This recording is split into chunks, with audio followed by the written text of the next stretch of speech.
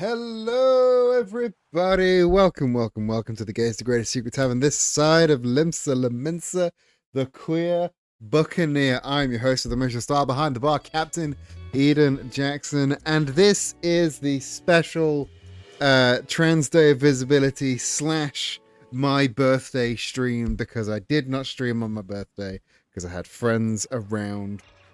So this is the big birthday stream, and because my birthday was a Saturday, and it's my favorite thing to do on stream, we're going to be doing a special Wrestling is Silly today. Because we should have done it. It's also Buy a Trans Person a Pizza Day. There are plenty in the chat if you want to indulge. But because we were supposed to be doing Wrestling is Silly on Saturday, no stream on Saturday, and it was my birthday on Saturday, we're going to be doing a Wrestling is Silly today. Then, if you're all fancying it, I reckon we might indulge in a little bit of marbles on stream afterwards, which I think would be pretty fun. You know, keep up the celebrations and keep up the I'm not actually playing a game on this stream. Also, during this stream, you see down in the stream title down there, it says !giveaway. We are doing a giveaway today. You can enter up to 3 times in chat. You can also enter by donating bits, gifting subs, and becoming a Ko-fi member. And at the end of the stream, I'm going to spin the big wheel. You know, the wheel with all the names on it. I'm repurposing that wheel, taking all the names off for a moment. And whoever is span on the wheel will win one of these beautiful new t-shirts that we are selling on the Ko-fi, drawn by the lovely demo reel. This is the Captain Eden's Rum t-shirt, which I think is fucking phenomenal. I have my own on the way as well. It's not here yet, but I'm so fucking excited. So yeah, ! giveaway for the information. Redeem the giveaway. Redeem in the channel points to enter. You can enter up to 3 times with that redeem. And if you want to enter more times, donate some bits or gift a sub or whatever. I want to see you wearing it. I will post photos as soon as it arrives. As soon as it arrives, I will post photos because I am so fucking excited to see that shirt. It's going to be the best. And I even got it printed in like a dark rum color. I'm so happy. So how are you all doing? How is everybody? How have you spent? Did you have a nice weekend? Did you have a nice weekend? Did you have a good? Are you having a good Trans Day of Visibility? Are you being very visible? I feel sorry for any trans ninjas or trans assassins or trans spies. Very, very hard for you to work today. I do appreciate you're at a disadvantage today, but I hope it's going well. I hope you're having a great day. Like I said, I had some friends over, and we did that very, very neurotypical thing of just sort of didn't really have a lot of plans. We just sort of vibed in the same space together, and because we don't live that close to each other anymore, it was really nice to just exist around them. We played some games. We played I got everyone to play the Taskmaster board game, which I love and Zach hates. And that was really, really fun, which then introduced one of the people that was around to the TV show Taskmaster, which, if you've not watched Taskmaster, go and watch Taskmaster. I fucking adore that show. At the end of this stream, obviously. Stick around for this stream. Yes, the Taskmaster board game, which is basically just do Taskmaster at home. And they have written a bunch of tasks for you. You take it in turns to be the Taskmaster, and everyone else does the tasks. And then you give out points, and it's all very fun. And then the final task is you get a little video from Alex Horn to do the final task. We've even got the expansion pack for that game that comes with extra tasks and a little Alex Horn that is entirely useless to the game. It has no function in the game, but the little Alex Horn is so good. Weekend is mostly sleeping. Weekend basically Minecraft. Minecraft and sleeping is real good. That's a good way to spend a weekend.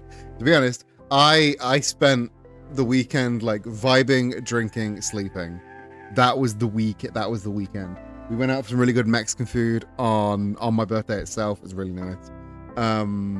Drank some of my Curacao from Curacao. I haven't got a bottle of Sunny Delight yet because I did mention in the Stoat server that that I did mention that I was in Sunny Curacao, and somebody, I think it was Bear in the Stoat, asked if a Sunny Curacao was Sunny Delight mixed with blue Curacao, and I am going to try that, but I keep forgetting to buy Sunny Delight because I'm not 12 years old, and it isn't 2003. But I will acquire some Sunny. Do they even still sell Sunny Delight? Is that still a thing you can buy? But I will try it and I will report back. It's going to taste terrible. It's just going to be very, very strong, sweet orange. But it's going to be a really fun color. They have more flavors. Well, we'd have to get the orange flavor. We'd have to get classic Sunny D. And then once I put blue Curacao in it, it will go like nuclear green. And that will be exciting for me to put in my face. Shall we do the thing that we start all of our streams with? Shall we? Before we get to the wrestling and the silly nonsense, we have one other thing we like to do at the start of the streams if you are new, and that is the Minute Cryptic. We love the Minute Cryptic over here. Some people in chat hate the Minute Cryptic, but I absolutely adore a Minute Cryptic. If you take a picture of the Sunny Curacao, I will take a photo of the Sunny Curacao. I will take a photo because it's going to be such an interesting color. It's going to be such an interesting color. So today's cryptic crossword clue is: adhering to etiquette, people in the play exit at intervals. Okay, so the phrasing of at intervals, that's either the definition or it's an instruction, and I think exit at intervals means take every other letter out. Like that makes that, like, just inherently that makes sense to me, right? Exit at intervals, take every other letter out. So let's go into our scribble pad. So if we're going adhering to etiquette, is people in the play the fodder? Because then if we get rid of every other letter, it gives us this. Oh. No, I think I fucked it. I got rid of the wrong letter. Let's start again. So people in the play. So we get rid of the E. We get rid of the P. We've got Pol. We get rid of the E. We've got Polly. Get rid of the N. So we've got polite. Oh! This is making something because it's polite. Politely. Which, if you do something politely, you are adhering to etiquette. The answer is politely. Shkaboom. People don't hate the cryptic crosswords, but people hate cryptic crossword clues because they make them mad, which, to be fair, they're kind of absolute fucking nonsense. And I'm late because I was being autism in another stream. Welcome in. How are you doing? Welcome to the birthday Trans Day Visibility special extravaganza. We're going to be doing some wrestling as soon. As is your right. Welcome in. So that's one of our daily cryptic puzzles down. Let's move to the other one. Let's do the password. We're doing multiple stupid puzzles today. So I put this into hard mode where they don't tell you what the definition is. Okay. This is immediately more difficult. Because this one you have to step by step it. Significant has got to be... Or... Is it number? Is the first number the definition? Because that would be obviously like 1.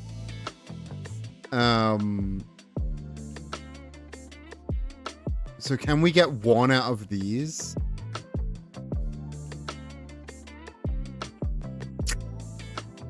Significant. Yeah. There are hints. I can use hints because I don't have anything for this one. Significant except for the? No. Okay. Fuck it, let's use a hint. Significant is replaced by something. Oh, significant except for the. So you take the out of significant and you get no, you don't get anything. You don't get anything.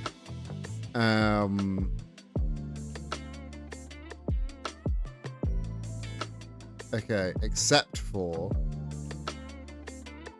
no.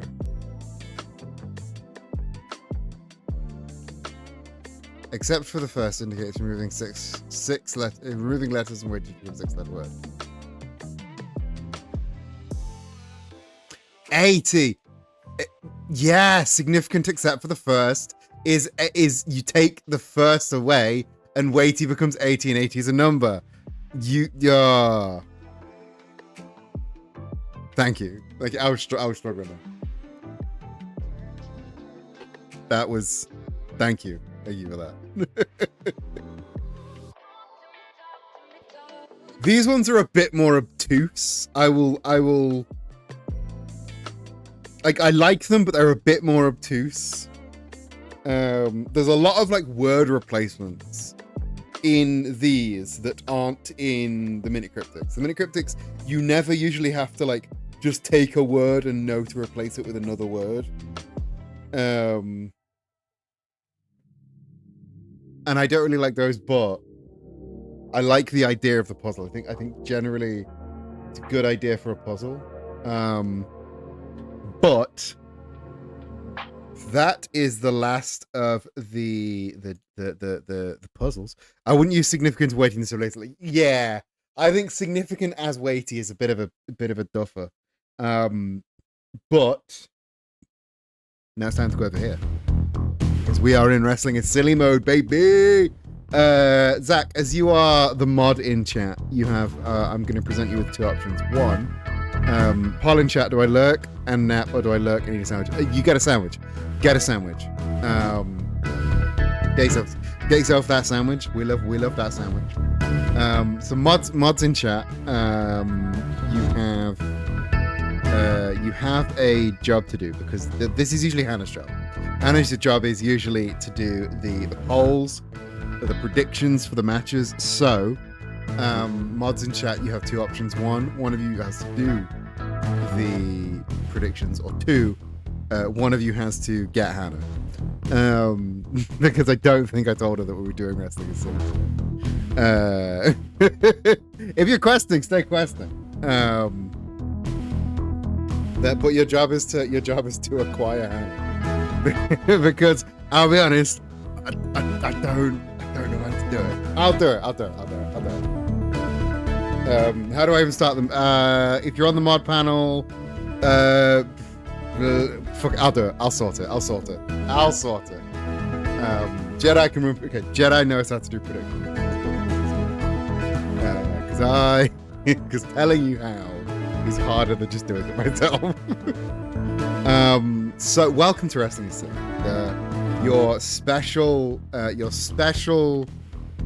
Wednesday birthday bash, Tuesday, your Tuesday birthday bash. Wrestling is Silly, where we have a lot of things on the line today. There is our double main event. Can Zach figure out predictions? Yes, he is smart and cool. Make the correct prediction. we have in our double main event today, because we're doing double main events. Double main events are a thing, apparently. We have remember the big backstage brawl and the big car park fight that we had last episode between Bojack and Cynthia? Well, we decided that it was time to make that official, and those two are now engaging in an ambulance match in one half of our double main event. An ambulance match.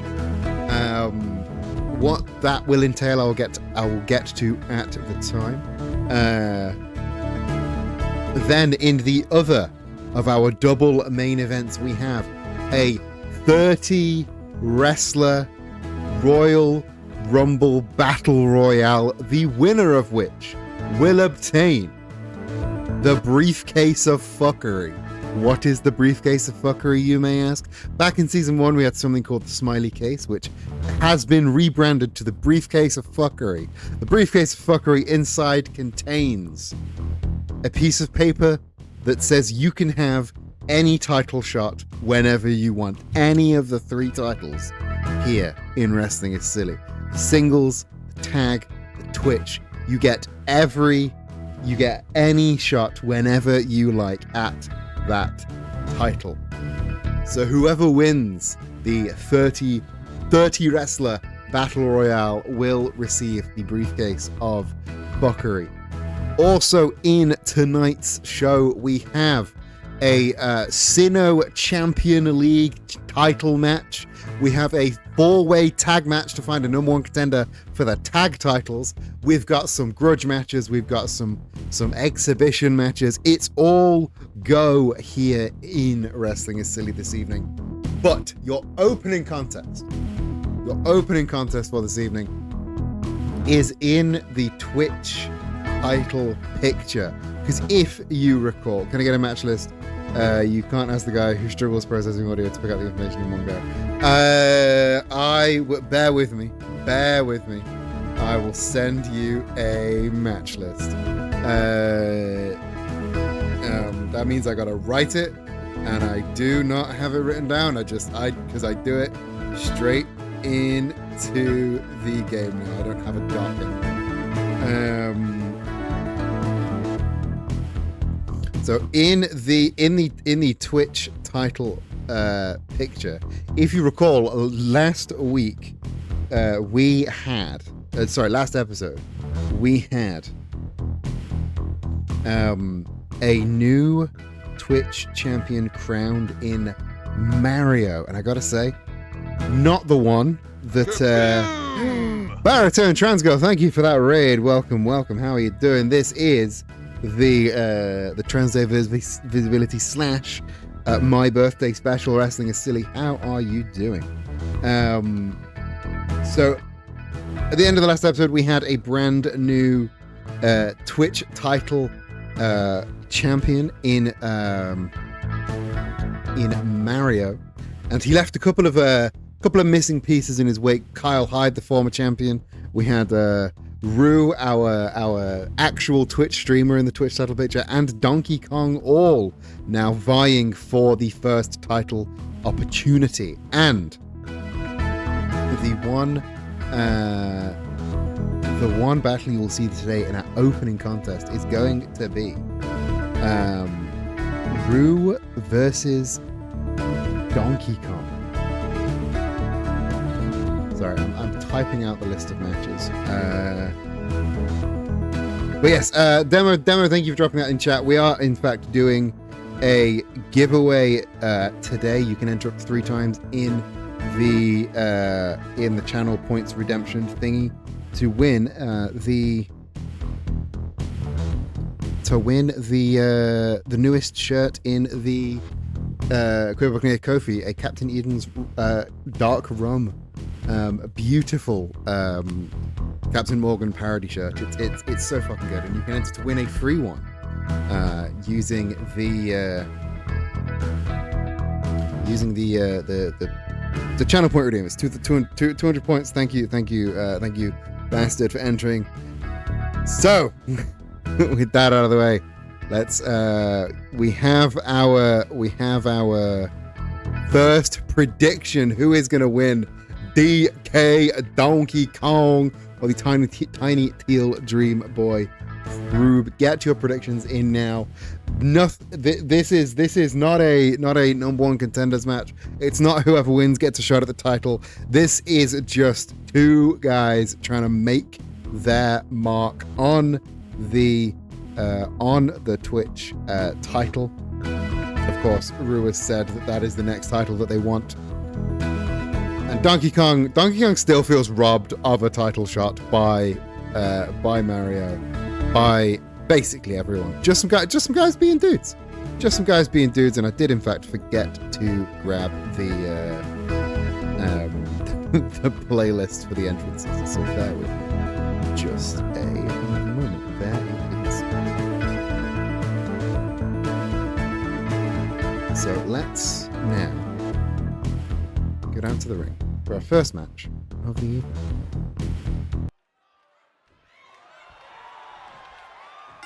Oh, apparently we're not getting entrances anymore. Okay, cool. Fun. Amazing. Love that. Why are my entrances broken?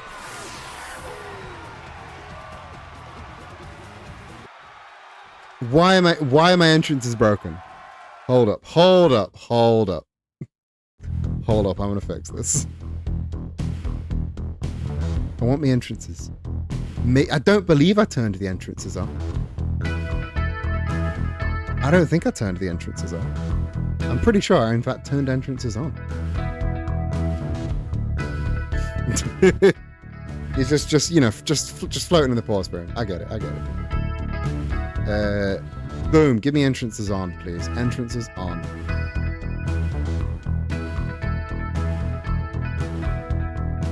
Entrance on. Thank you. Levitating as a power move. Exactly. You understand. Let's try this again. Entrance is on. You gonna give it me this time? God, this game's really picky. It's real picky. It doesn't like to do what I want it to do. Let's see if it does it this time.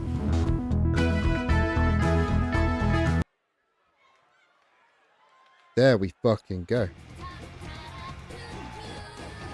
Wrestling is silly. Your opening contest this evening is set for one fall with no time limit, making its way to the ring first from New Donk City, Donkey Kong. I love the corporate 2 games. 2 games they suck so hard, and the new one sucks even more. Like the stuff you get in the season pass does not come unlocked, which is such a fuck. I hate that so much. So I'm gonna be staying on 25 as long as I can, because I don't know when they'll take the intergender matches out as well.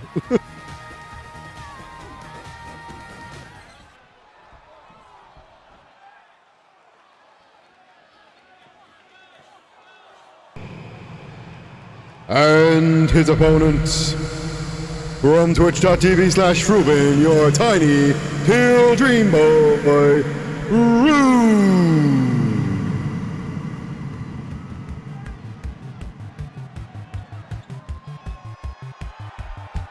Once again, both of these wrestlers vying for a shot at the title, the Twitch title, but with Mr. M, with Mario in charge. Who is to know what machinations and fuckery will be necessary to get a shot at that title? Let's go. Ring the bell. Let's fucking go. DK with a shoulder barge out of nowhere, but Rue gets the boot up. Donkey Kong does have the power advantage, but Rue has this flippy shit, and he's a biter. He's tenacious. You cannot count Rue out of this match just because DK has the size advantage. Oh, the springboard splash, but Rue with the dragon screw pulling momentum back from that missed springboard splash. See now, Rue in control again. Like I said, just because DK has the size and strength advantage does not mean that you can count Ryu out. Ryu now making it up to the top rope. DK struggling to get back in the match. The double stomp avoided by DK. DK may be playing possum. The overhead shots, the double axe handle. DK turning up the volume now. The collar and elbow tie up. DK will not let Ryu dictate the pace of this match. But Ryu manages to overpower Donkey Kong, pushing him into the corner. Oh, and a cheap right hand. Running up to get the boot in, and now scraping the shoe across the face of DK. Oh, and quite a boot through the face there. Ryu with the first cover. Shout out to the sign in the crowd that said the best are here. The best. This is where the best wrestle. The best are in fact here. Ryu again able to overpower Donkey Kong. I don't know how that is happening. Look at the difference in size and strength. And now it's Donkey Kong this time with the boot out of the corner. Like, yeah, there is like three at the same time. But, Ryu with the headlock on DK now. DK, but turns it into a side suplex. Maybe they were handing him out of the parking lot. People do that at wrestling shows. DK now putting the boots, but putting the bare feet to Ryu, and the gut wrench slam. Ryu having to roll to the outside to get their bearings, but DK with the diving headbutt couldn't quite get all of it. I think he caught his foot on the way down there. That was not good at all. But Ryu with the coffin drop off the middle rope. Incredible. And the Superman punch. DK is struggling to keep up with Ryu right now. Ryu returning DK to the ring and now getting a cover. The leg is hooked. They're nowhere near a rope, but DK managing to kick out. DK now having to pull himself up with the corner. That is not a good sign to be in this early stage in the match. Ryu capitalizing on that advantage and just lefts and rights, kicks and punches, and the monkey flip, the great ape flips rather, and the beautiful bouncing up the ropes into that splash. The moonsault avoided by DK though. DK having a blast of senses at the last moment and gets a deep hooks in. No, but Ryu reversing. Holy shit, Ryu reversing the pin to get the win. Here is your winner, Ryu.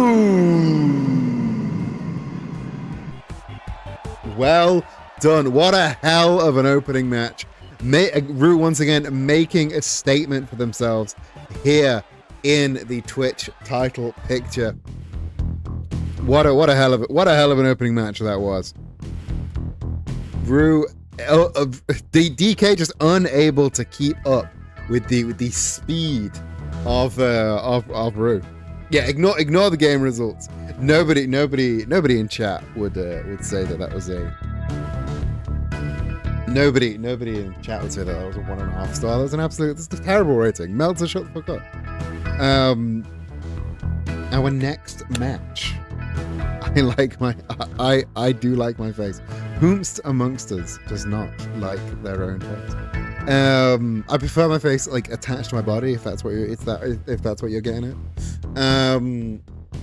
Last episode we saw the Wrestling is Silly return of one Kiryu Kazuma, the Dragon of Dojima.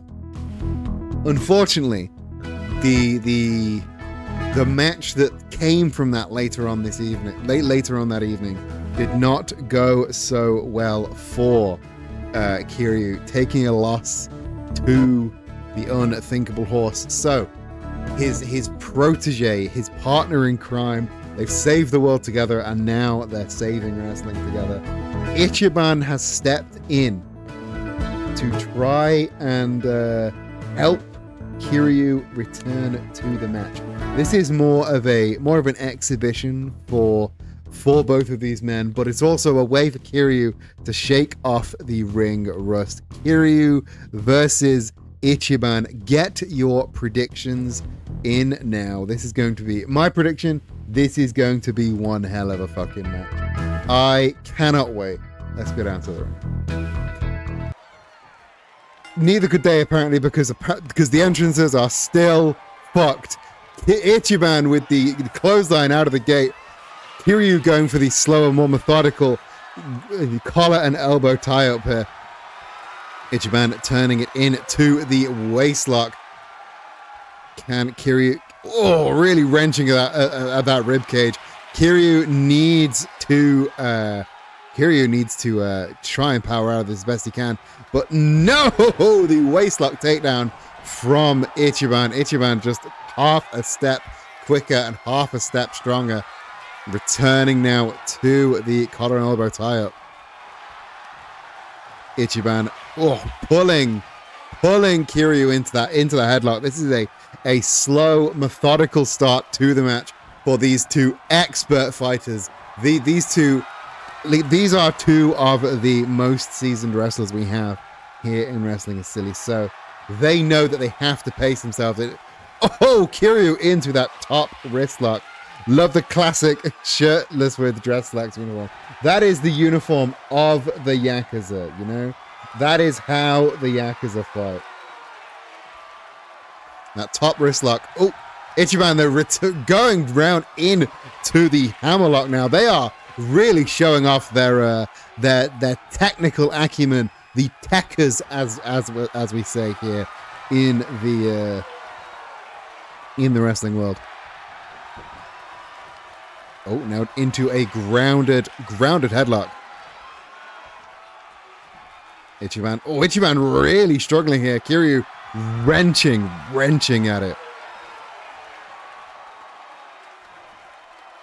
Ichiban not able to reverse. Kiryu in control right now. And just a kick across the tattooed body. Kiryu with the first cover.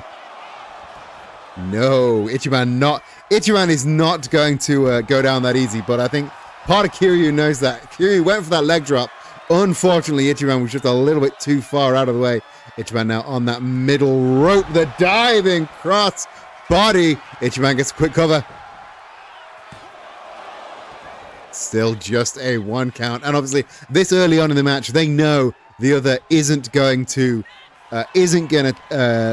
get pinned that easily, but making them kick out just adds that little extra bit of energy that you have to expend to carry on in the fight.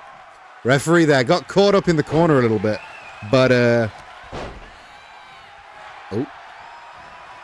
Kiryu with the beautiful combination of the referee got in the way a little bit. Kiryu obviously wanting to go to that corner, but the big boot, and now Kiryu with the pin. Still only a 2. I think that boot might have caught Ichiban by surprise there. Ichiban now rolling to the outside of the apron, but that is a dangerous place to be. 2 strikes, and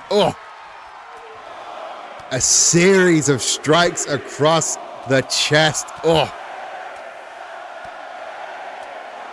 And 10 strikes. And Ichiban goes down face first off the apron. Good Lord. Kiryu in total control now with the leg DDT. Really wrenching of that leg. And now both arms. Bouncing Ichiban's head off the canvas. They're off the very thin gym mats. And the PK across the head. This is Kiryu showing that he is not missing a step. There is no ring rust on this boy. And this is the fight that Ichiban wanted, though. I know this is supposed to be friendly competition, but this is the fight that Ichiban wanted. Ichiban wanting to bring the best out of Kiryu, and Kiryu knocking the wind out of Ichiban with that spear through the ropes. Kiryu now on the top rope. This is dangerous for a man of his accelerating age, but down he goes. The flying kick off the top rope. Incredible scenes here. And now, both boots up. Ichiban fighting back as best he can. Oh, the waistlock was in place. Ichiban had something in mind, but not quite. Can he hit it this time? Huge release. German suplex, throwing Kiryu headfirst into that barricade. And they're going out to break the count. Stomping on that hand. This is a brutal match for these two men, but this is exactly how they want it. The deadlift power bomb. Incredible.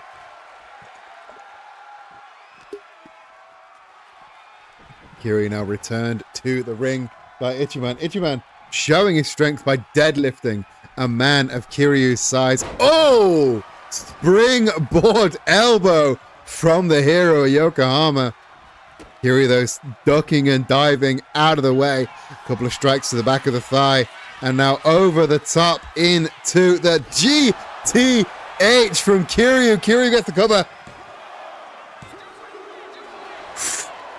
Still not enough to get that win, though. The GTH. Oh, Ichiban has fired the fuck up. Fisherman Buster from Ichiban. And there is the 3 count. Here is your winner, the hero of Yokohama, Kasuga Ichiban.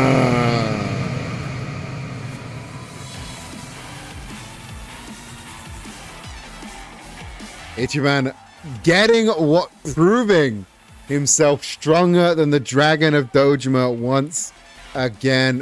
What a showing for the hero of Yokohama himself. Incredible.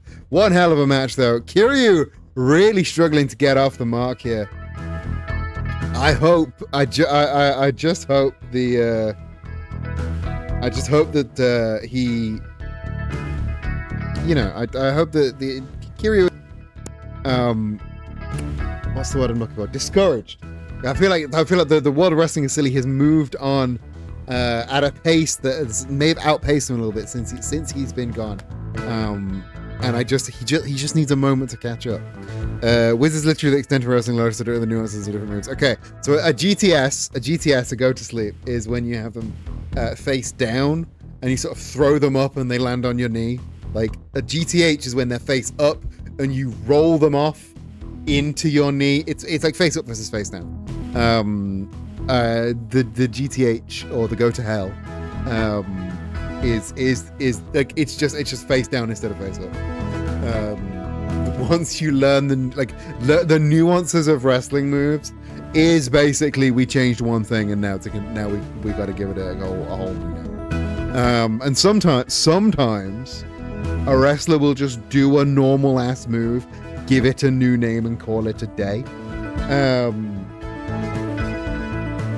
Because they do it better. Wrestling moves are guessing this was the result. Ichiban was the winner of that match. Zach. Thank you for trying your best. If you're too busy questing, I can take over the predictions if need be. Our next match of the evening, Mr. M, proving that he is not going to be a tyrant over the Twitch title picture, is giving a random member of the roster what he calls a World 1-1 match. If you can beat him in World 1-1, you get to World 1-2, and then World 1-3, and then you fight the boss. That's all he's said. He hasn't said what that means, but the random member of the roster that was picked from a literal lotto machine that he brought in himself, I don't know where he got it, he pulled Buzz Lightyear. So this is, in theory, Buzz Lightyear's first step towards getting a Twitch title match. I think Mario's just making up the rules as he goes along. So, your next match for this evening, as prediction states, Buzz Lightyear versus Mr. M. Mario, whatever he wants to be called. Get your predictions in now as we load up the next match of the evening. I can't even call Mr. M a bastard because that would be an insult to our wonderful friend, Legally a Bastard. Yeah, like he is a bastard man, but we can't just call him a bastard because we have a lovely bastard here in chat. This is so rude, so mean. Who's Mr. M is Mario, the absolute dickhead that is Mario. Let's go down to the ring, shall we? I think I turned the entrances on this time. I did. I'm so good at this game.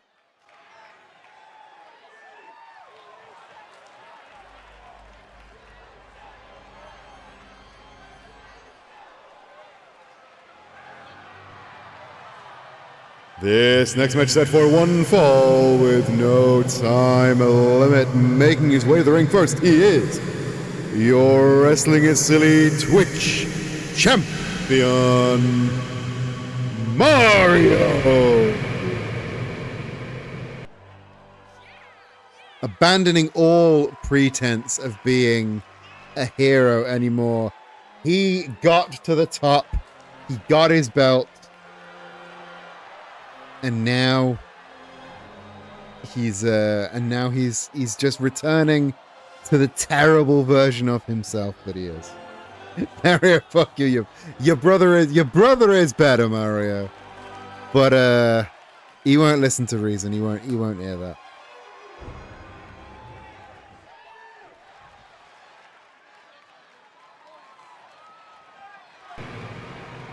And his opponent, Buzz Lightyear.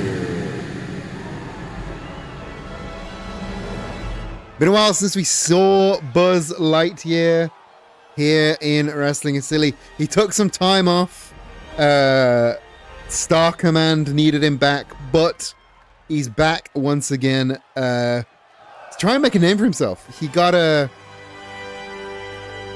Is that John Cena in a spacesuit? I can confirm that is not just John Cena in a spacesuit.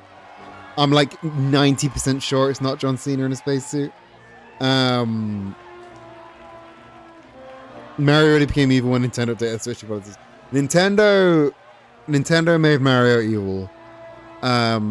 Mario just became evil because he got bored, I think. But once again, this is what he is calling the World 1-1 match. And I don't know what Worlds 1-2 and 1-3 are going to involve. But I know World 1-4 is a Twitch title match. So if he can get there, Buzz Lightyear might get a Twitch title shot. But who's to say? Oh, beautiful, beautiful DD. So neckbreaker from Tilt-A-Whirl neckbreaker from Buzz Lightyear. He gets up on, he gets the springboard. Oh, but Mr. M one half step too quick. Mario throws Buzz onto the opposite apron, and now, oh, this cannot be good. Oh, the side suplex to the apron, the hardest part of the ring, and then the gut wrench suplex onto the thin yoga mats that separate them from the concrete floor. This is not good. Mario's brawling style versus Buzz. Buzz does have karate chop action. The referee stopping Mr. M from trying to cause any more damage to Buzz. Oh, there's the karate chop action from Buzz Lightyear, the springboard karate chop. Incredible. Just as predicted, he had his flight, he had his karate chop. This is all we wanted from a Buzz Lightyear. No, but Mario gets the cover. Oh, not even a one count though. Referee getting a little bit of time taken to get the count. Mario just dropping his weight onto the face of Buzz Lightyear, maybe trying to crack open that mask. Oh, the big chop. Oh, and he goes for that knee drop again. But oh, Buzz Lightyear with a pump kick. Oh, Mr. M managing to get back to his feet. Oh, the Fez press, and again going for the mask, going for busting open the space helmet. Mario on the top rope. Could he be trying for that superstar press?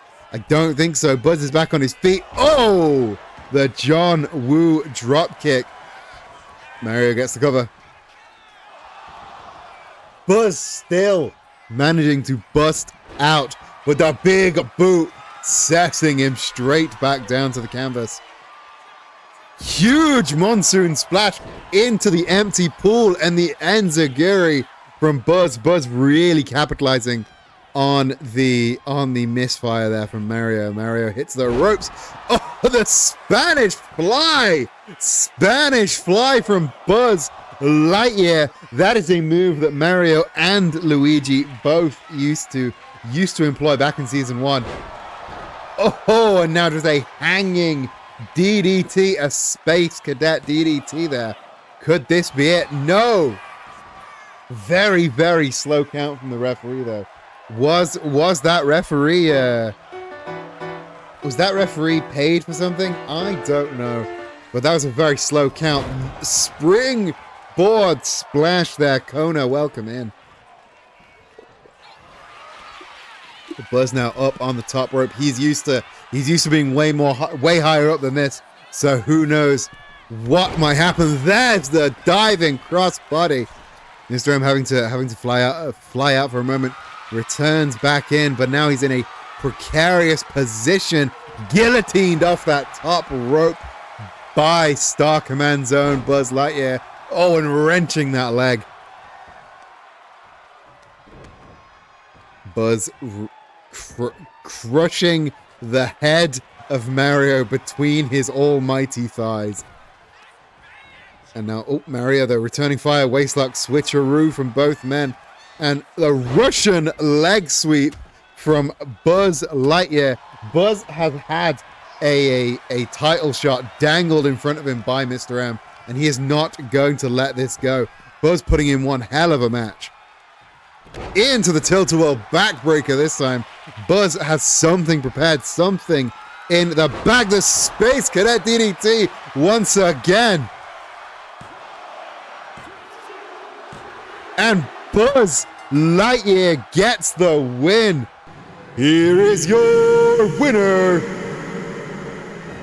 Buzz. Oh, Luigi coming in now. Luigi making himself known. We did say there was a lot of faces in the Twitch title picture, and Luigi has added himself to that very crowded picture.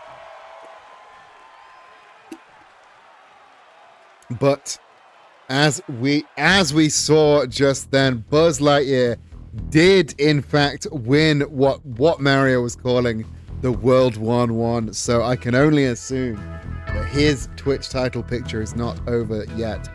But a new fighter has entered the fray. Luigi wants his title back. The People's Champ.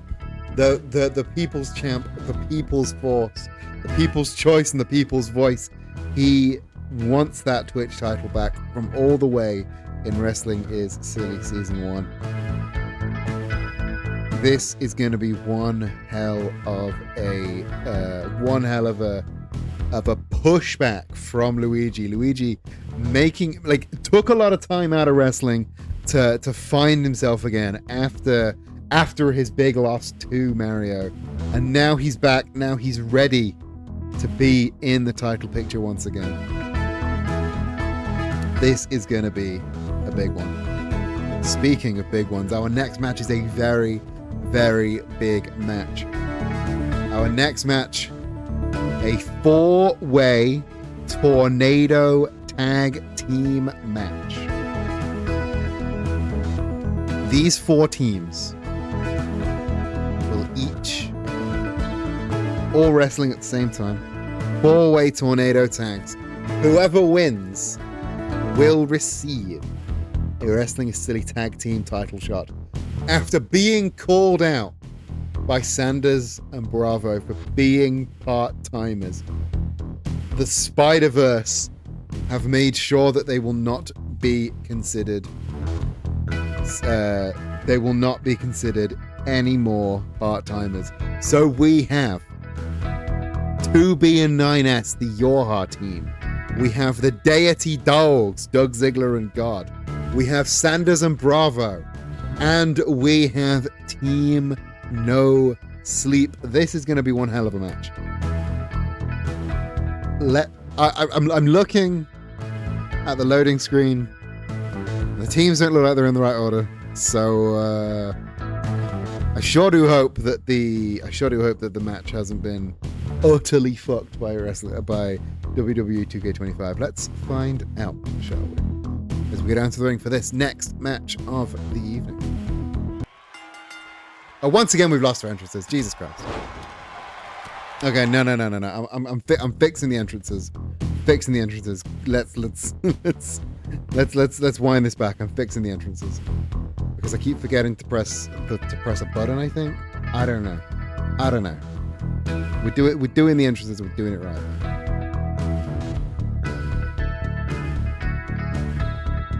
Because I ain't having no entrances. I enjoy the entrances. The entrances are fun. 2K please. 2K please. Entrance on. Thank you. I spent a lot of time making the entrances. I spent a lot of time picking the music. We're not skipping them. We ain't skipping them.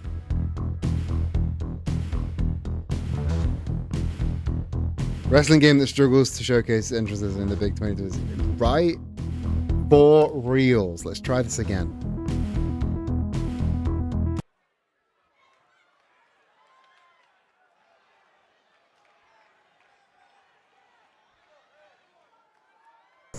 Wrestling is Silly. Your next match tonight is an 8-person tag team tornado match for the #1 contender slot in the Wrestling is Silly tag team division.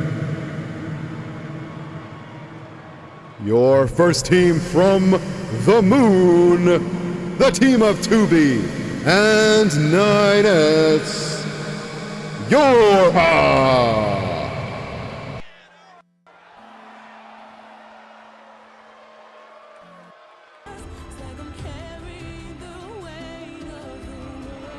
To be 9S again having a bit of trouble getting off the mark here in Wrestling is Silly, but this could be their chance to finally shed the weight of their rivalry with Johnny Bravo.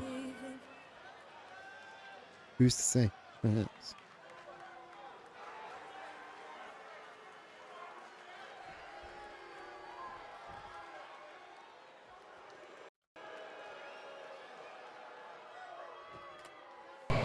And their opponents first, the team of Johnny Bravo and Colonel Sanders.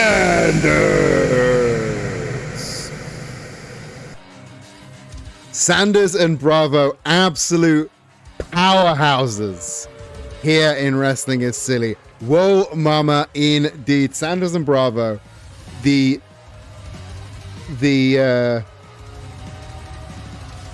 two unbeaten forces, two absolute dominant forces here in Wrestling is Silly's seasons 1 and 2. I can imagine the Wrestling is Silly theme with a chorus of voices going Wrestling is Silly matching the mood. You should make that. What I'm saying is you should make that, because that sounds incredible. If I send you the MP3, I might even be able to send you the stems if I have them. But Amber will have them. Yeah, Sanders and Bravo, one hell of a team. Hell of a team to be reckoned with.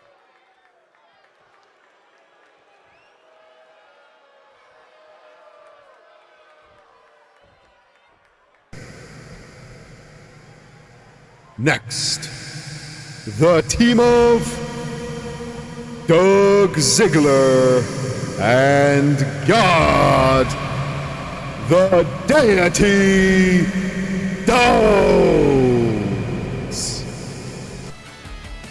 Deity Dogs, again, a real classic pairing, a Wrestling is Silly Season 1 classic. The God and Doug Ziggler both have been loyal to each other, loyal to the tag division since they got together in Season 1. Never have they had tag gold. And I think it's about time. I think it's about time we change that, don't you?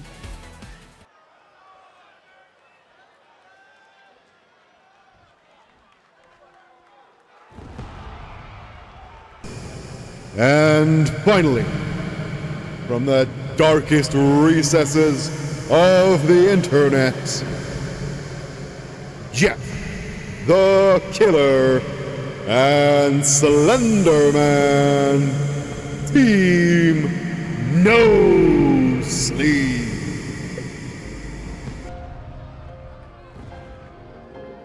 Our newest, one of our newer teams here in Wrestling is Silly. These two have they may not have been the most victorious. They may not have been the winningest teams in Wrestling is Silly. However, they have been able to really make a name for themselves in pure atmosphere. We are so back. Slenderman and Jeff, it is fucking time. Let's go. Oh, fucking ads. Oh yeah, don't worry. We capture the early 2010s here. Team No Sleep are they're my Kane and Undertaker. I care not for those two. This is that for me.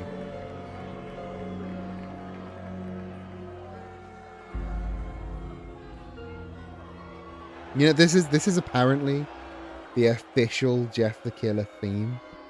I don't know what that means. I don't know how. I don't like this. Like the title of the video is Jeff the Killer theme song brackets official. The channel that uploaded it does not like appear to be an official Jeff the Killer channel. So I don't know how this is an official Jeff the Killer track, but this is apparently Jeff the Killer's official theme.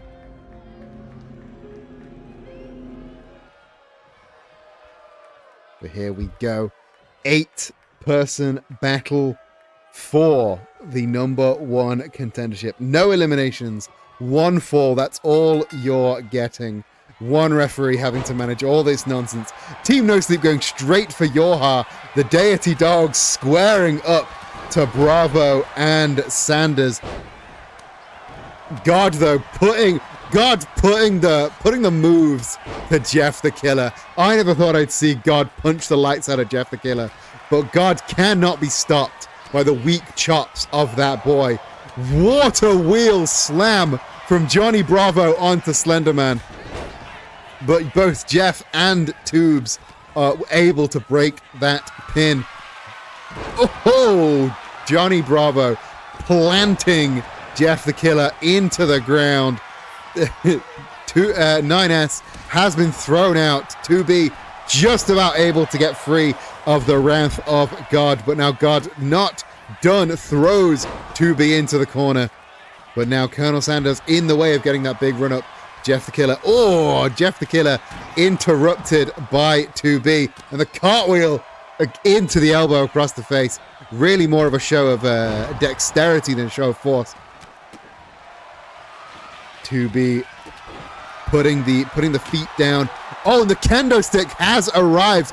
Doug Ziggler narrowly avoiding the kendo stick from Johnny Bravo once again, because this is a multi-man match. There is no disqualification. Welcome back, everybody, from the ad break. What you missed was utter carnage.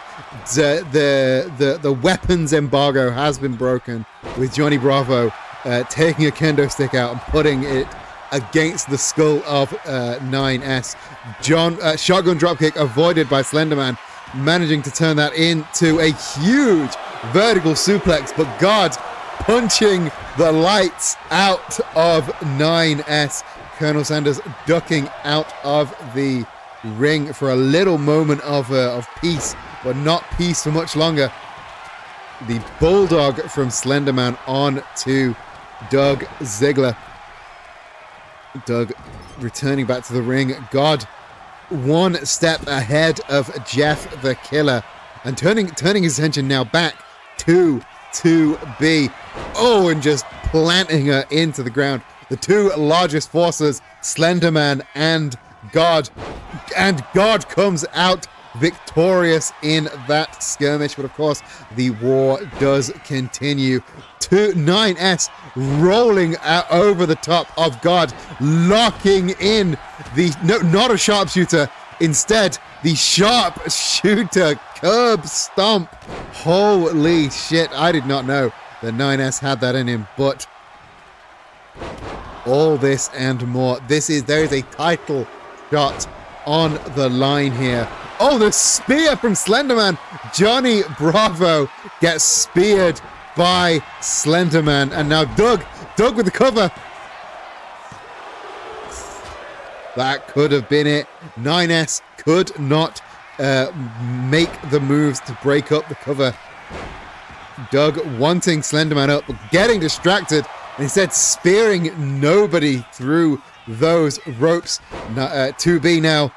2B with the back suplex on to Doug Ziggler. Jeff the Killer rolling out, rolling back in, not quite sure where he's going. And I don't think he does either. The referee in the way of 2B getting to that corner. Yeah, the robots are back up. Slenderman with the cover on Colonel Sanders. Johnny Bravo able to break the cover. And now Johnny turning his attention on Slenderman. 2B enters with a chair. Oh, no, the surprise roll-up from Slenderman. God, though, breaks it up. Jeff the Killer are just off screen getting absolutely mauled by that chair from 2B. And now, I don't know what Slenderman is doing to... Oh, just springboarding over the top rope, hitting the guillotine. Oh, the sharp shooter locked in, but God manages to get the break. Low-key, a lot of these are hard to tell apart. There is a lot of black and white in this match.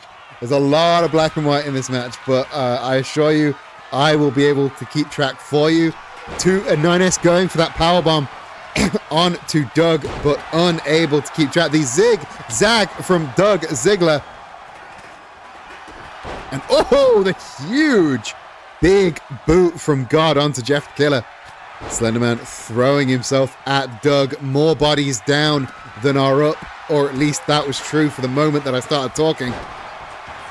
Slenderman hits the spear on Johnny Bravo. But there's Slendy to break up the pin. Again, because there are no eliminations, every time you pin someone, there are 6 other people that can break up that pin. 5 now, because 9S seems to be recharging in that corner right into a drop kick from Slenderman. I didn't know how badly I wanted to see God just power kick Jeff the Killer in the face. Yeah, Jeff the Killer has a very kickable face, and God just wanted to capitalize on that for just a moment. Slenderman. Oh, Slenderman with a jumping DDT, driving Doug Ziggler into those yoga mats with all of the force of Slenderman's entire body. Oh, the neck breaker now on to 2B. We've got Johnny Bravo on the outside. We've got Doug Ziggler on the outside. We've got Slenderman and 9S as the only 2 combatants that are up, except God. But God is, the lights are on, but nobody is home here. Slenderman with the cover, but only for half a second there.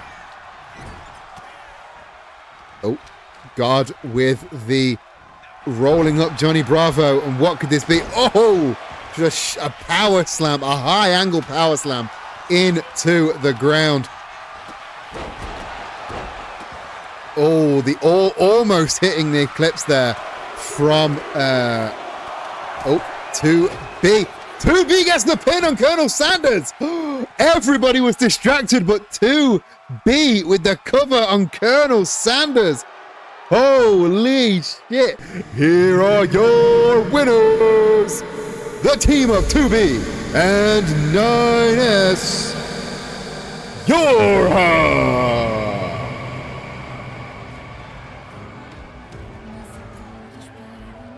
These two will ascend to get a tag title shot next episode of Wrestling is Silly. This is huge. 2B and 9S. Finally, they may be able to shake the losing streak that they were stuck in. And that was one for the history books. One hell of a match. Ring awareness. There was not a lot of ring awareness going on in that match.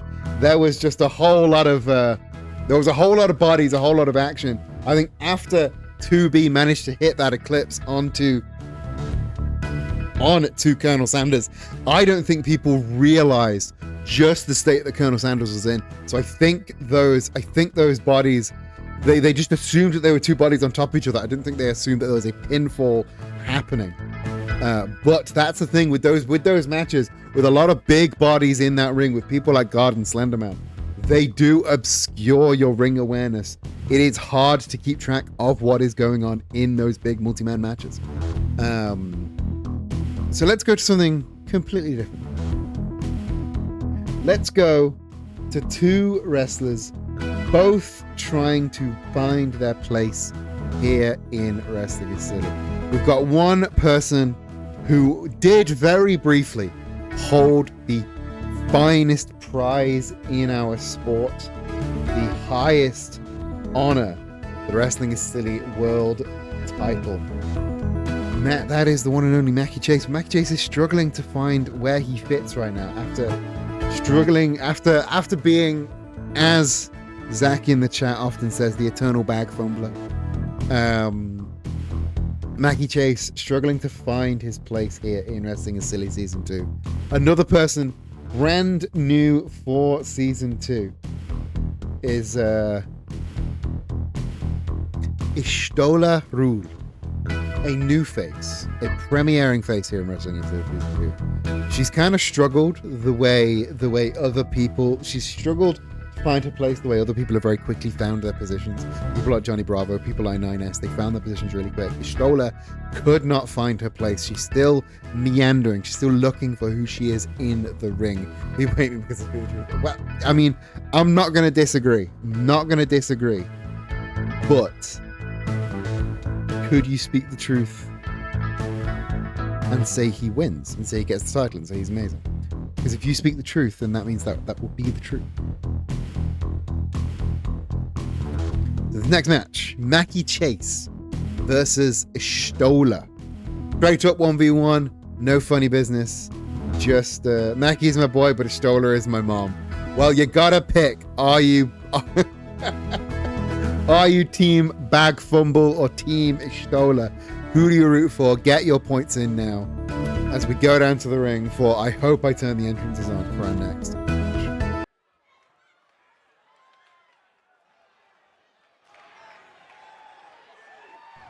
Your next match set for 1 fall with no time limit. Making his way to the ring first from Madison, Wisconsin. I don't know what I was going to say there. The People's Champion, but holding no belts. The Mac and Cheese Man, Mackie Chase.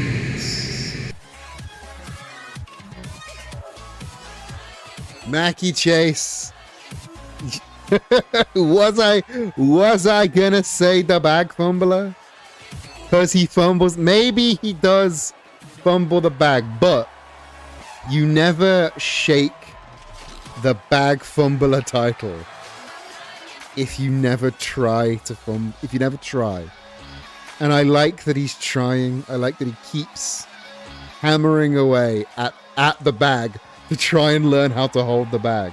Seraph, your gender is timeless. That's a hell of a good one. It's an apt one.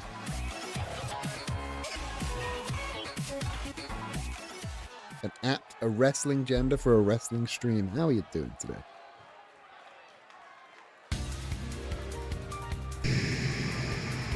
And his opponent from Eorzea, Y'shtola.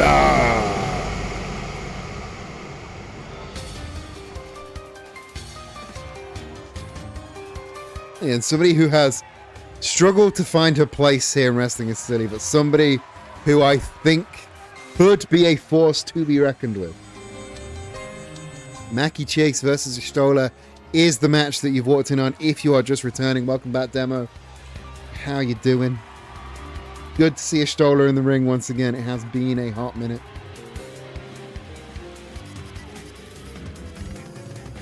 Once again, this is our Transday Visibility / My Birthday Bash, where if you ! giveaway, you can learn how to win the latest t-shirt in the merch store. It's a really fucking good one. Get in that giveaway. You can enter 3 times with channel points and then enter even more times with bits and subs and all that jazz. Mackie Chase with the wind-up kicks and the beautiful moonsault there. Y'shtola taken by surprise. Happy birthday, Visibility. Thank you, Seraphorus. Welcome to the show. How are you doing? Mackie Chase managing to power Y'shtola against the ropes. Ref having to intervene. And now really showing off his technical wrestling acumen. Y'shtola, though, reversing momentum, getting a wrist lock of her own.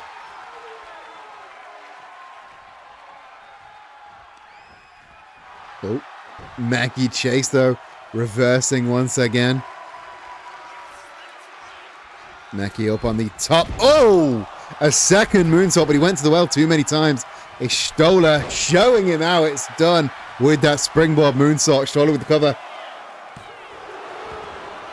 Only a 2 count, I'm afraid. Y'shtola not able to get it secured. Tries another one.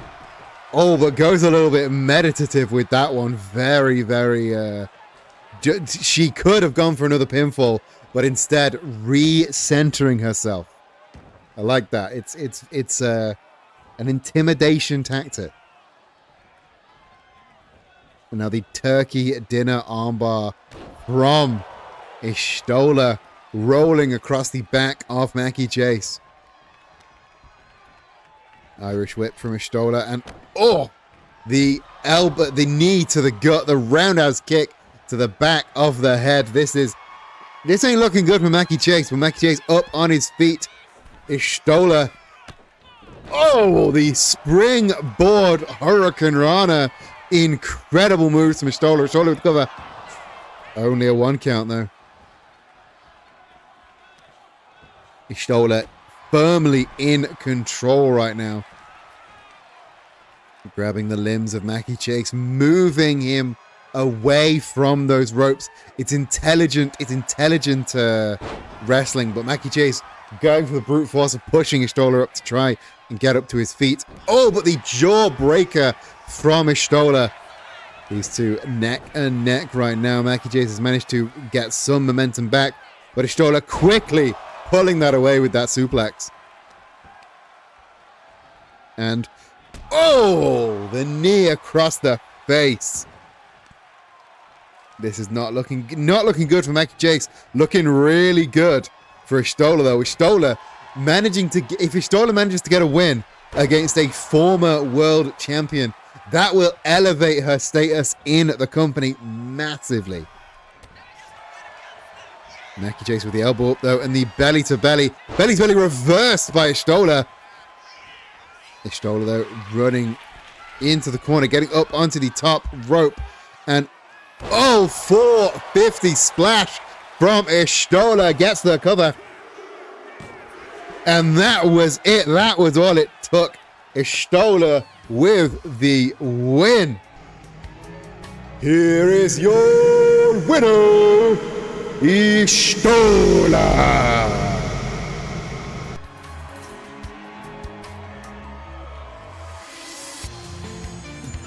A good return to the Wrestling is Silly world for Y'shtola. Welcome back. Get that win. Get that bag. Get a win over a former Wrestling is Silly champ. That is one hell of a thing to put on your resume here in Wrestling is Silly. People are going to have a more discerning eye when they look at Stola for the foreseeable future. Because if she can capitalize on this momentum, if she can push, she might be able to get herself into that title picture herself. Because that would be real, obviously, that would be real good news for her. We are moving in to, I said it was a double main event, but it is actually, I'm saying it. It's ridiculous, but I'm saying it. We have a triple main event for you. This next match is a Sino League Championship match. That is right. Spamton G. Spamton, your double champ, has put one of his belts on the line against the Unthinkable Horse.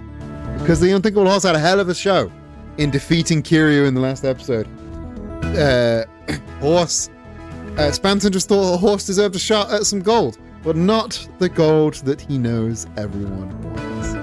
So, your next match, Unthinkable Horse, Spamton G. Spamton for the Sino League Championship. Get your predictions in now as we head down to the ring. I'm just going to double check if I have entrances on. I did not, so let me go and put entrances on.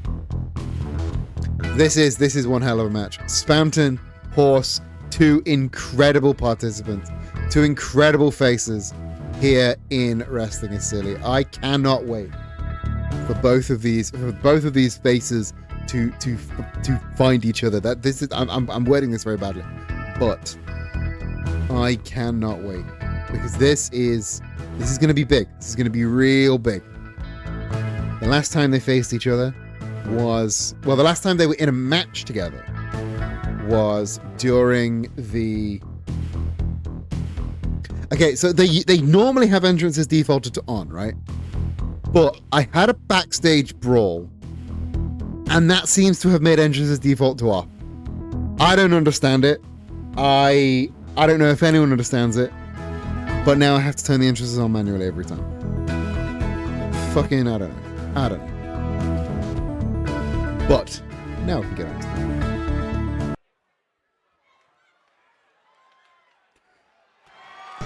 Wrestling is Silly, your next match is set for one fall and is for the Sino League Championship.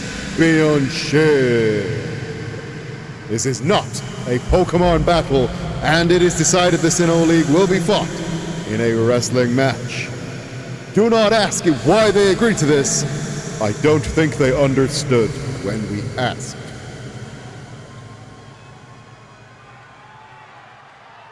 Making his way to the ring first, the challenger from out of this world, the Unthinkable Horse.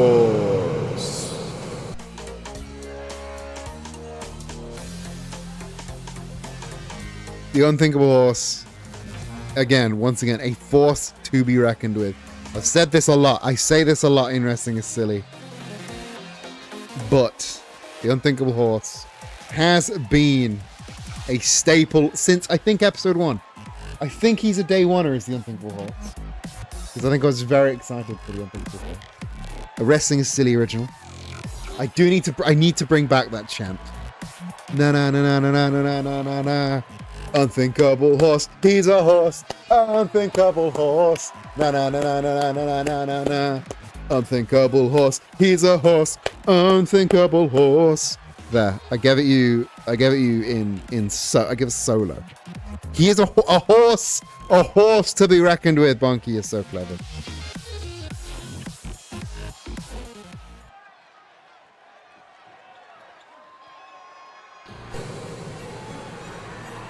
And on his way to the ring, your reigning and defending Sino League champion. He is also the Wrestling is Silly Unified World Champion. from the Darklands, Spamton G. Spamton. Wearing both belts across his chest, like looking very orbular. Only one of those belts is on the line. Only the Master Ball is on the line today. But he is your double champ. Spammy 2 belts.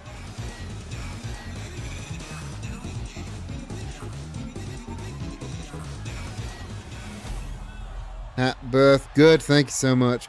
You're here just in time for the Sinnoh League Championship match. Unthinkable Horse versus Spamton. It's going to be one hell of a match. Does anybody like Spamton? I love Spamton. I think Spamton's great. A goofy little guy.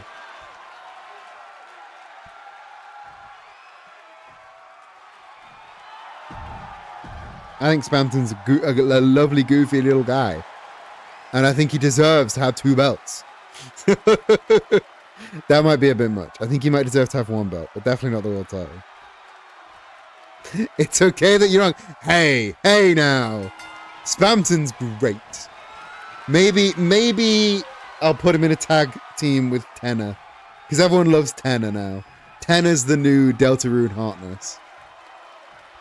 Unthinkable Horse forcing with the unthinkable force, forcing Spamton into the corner now, and just really grabbing and manhandling, spam-handling Spamton.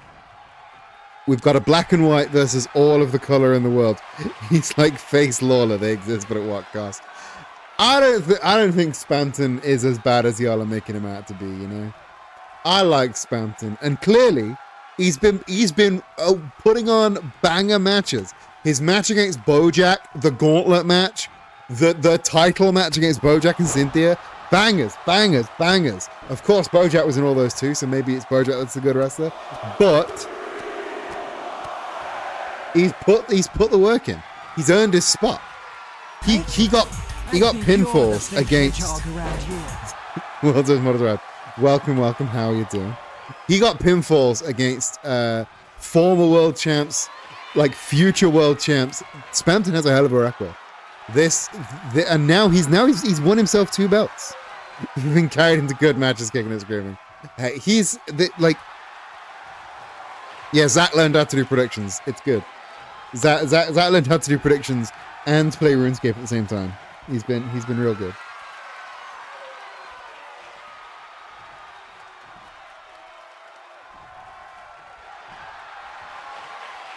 Oh, the grounded headlock from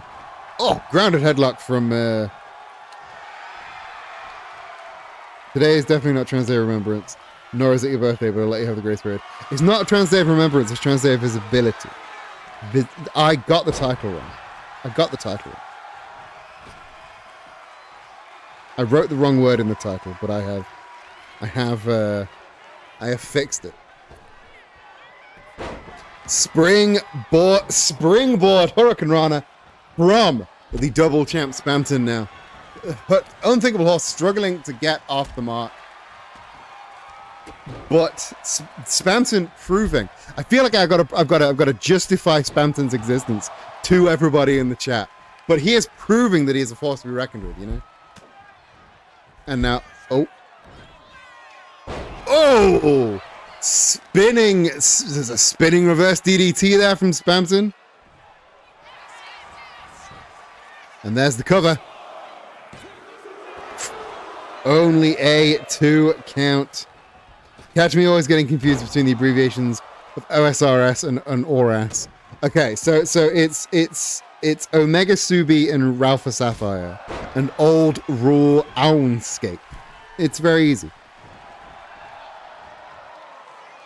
Spamton has to do that, and currently not even my autocorrect recognizes his existence. Unthinkable Horse dodging out of the way of that dive from Spamton, but right into another Hurricane Rana from the double champ. Spamton springboard, nobody home. Unthinkable Horse pulls Spamton up to his feet. Takedown, there's the cover. The Spamton reverses. We saw this happen. We saw this earlier to great success, but no. Unthinkable Horse pushing free, pushing through, and the match for the Sinnoh Championship continues once more. Tornado DDT off the second rope from Spamton in to the bottom rope springboard moonsault. Unthinkable Horse really on the back foot here. And on the backhand as well, because the other has just been stomped and possibly shattered by the champ, by the Spamped. The Spampion himself. And there's the bounce up moonsault. Nobody home once again.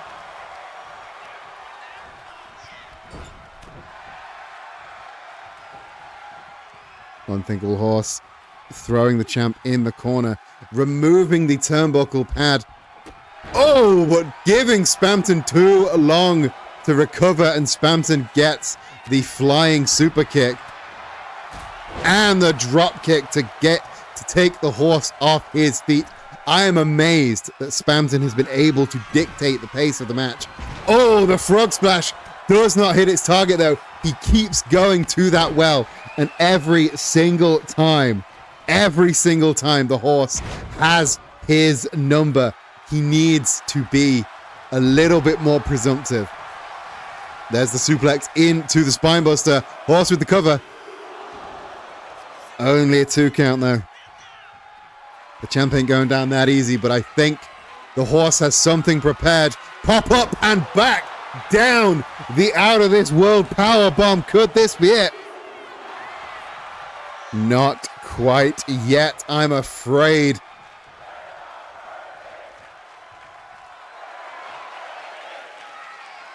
The chance of we're not worthy as the ref puts the turnbuckle back on. The huge elbow drop. But what is this? What is cracking off now? Spamton has hired the paparazzi in to try and distract the Unthinkable Horse. Can he capitalize on this though? Oh, the flying super kick from Spamton into the moonsault, but again, the horse has his number. The horse in control. He has the wrist control, and that is how you keep the pace. The horse has seen the paparazzi move before. Oh, but there's the low DDT. Spamton has something in the chamber ready to go. And there it is, the Death Rider from Spamton. Big shot, double underhook DDT.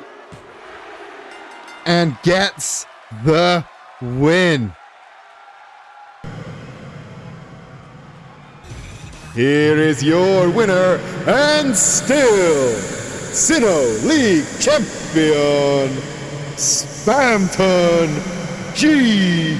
Spamton.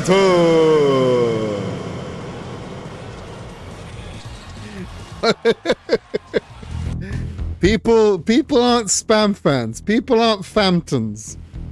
Nobody's a Famton G Famton in here. I need to get more Spam fans. It's alright. It's alright. It was only the Sinnoh League Championship. Don't worry about it. Don't worry about it.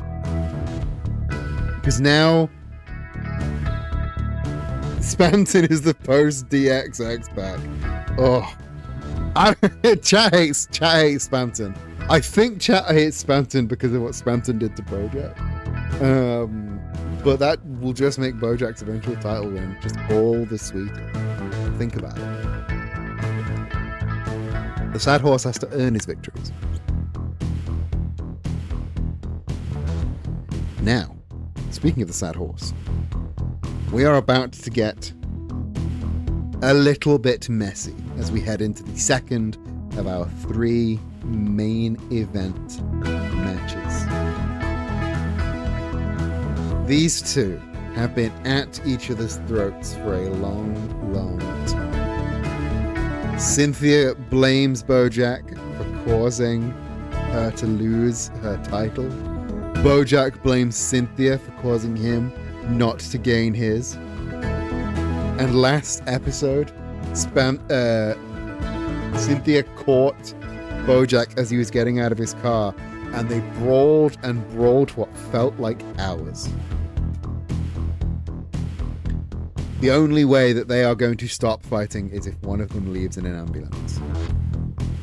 So that is exactly what is about to happen. The only way for this match to end is if one person puts another into the ambulance and manages to close the doors. No rules, anything else goes. This next match, BoJack Horseman versus Cynthia, an ambulance match, and the winner will get a singles shot against Spamton for one or both of his titles. I haven't quite decided. No. I'm pretty sure entrances are on. Let's go down to the ring, shall we?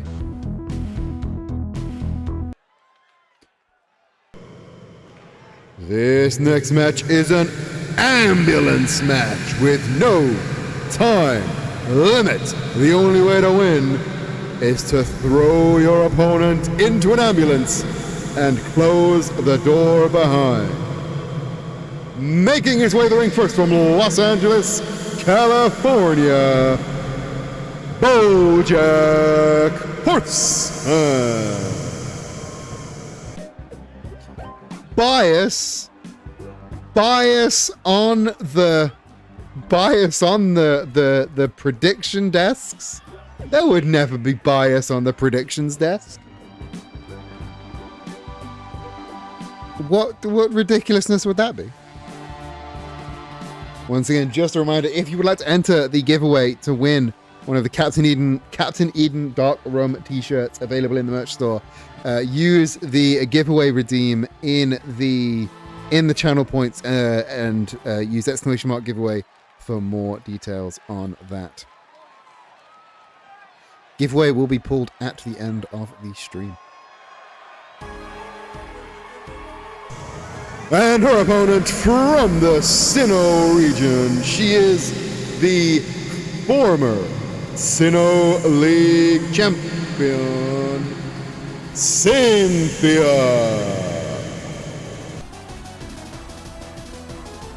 So that just a little peek behind the curtain.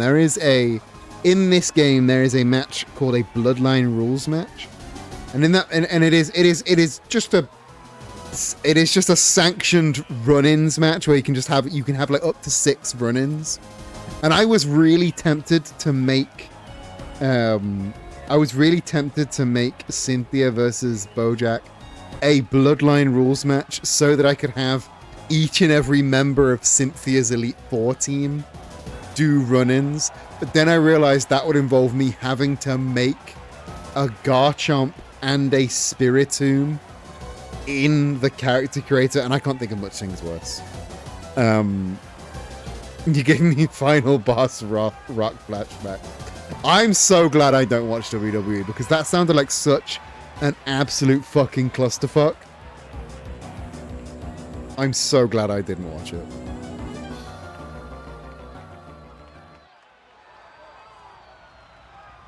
And here it arrives.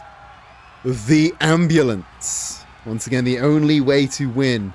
There are no pinfalls, no submissions, no disqualifications or countouts. The only way to win is for a wrestler to force their opponent into the ambulance, and after closing both doors, the remaining wrestler will be declared the winner. Those are the rules for your ambulance match for this evening. Once again, anything goes. WWE dropped off in like 2007. I'm so glad we've got AEW now. I'm so glad we've got a thriving indie scene now. I'm so glad wrestling is good again if you don't watch the WWE. Cynthia thrown to the outside by BoJack, who just sort of stands and watches and takes stock of where he is, how he got here. Oh! Turning Cynthia inside out there. And you saw this was the very ambulance that was stood in that car park last episode. And now Bojack stood on top of it, coaxing Cynthia up to join him. This is dangerous for both involved. And once you're up, there's only one way down, and it ain't the ladder. This is very dangerous. They've gone straight to the top of the ambulance. This is bad. Oh, Bojack stopping himself from being thrown off. Cynthia. Oh, Cynthia's close. Bojack. Oh! And then Cynthia dives off the ambulance into that splash. Holy shit. Cynthia coaxing Bojack off the ambulance and splashing. Oh, that was intense. And we are in the opening moments. This is big. Hannah, I thought you were a Bojack fan. How dare you? How dare you, stupid horse? We love Bojack around here. But Bojack still, as we saw in their car park brawl last episode, Cynthia is Diet Xenos. Okay, so because we don't have Xenos, you've glommed onto any big blonde bad bitch. So you've decided that Cynthia is your Xenos. Is that what's happening? Cynthia, though, in control, throwing Bojack into the steel barricade there. And now turning her attention to the apron to find herself a new toy. Kendo stick now. Oh, right across the dome. Bojack struggling to get up on his feet. Cynthia is Diet Xenos is a brand new sentence. One that has never been said and one that will never be said again. So I think that should be immortalized. I think that should be immortalized forever.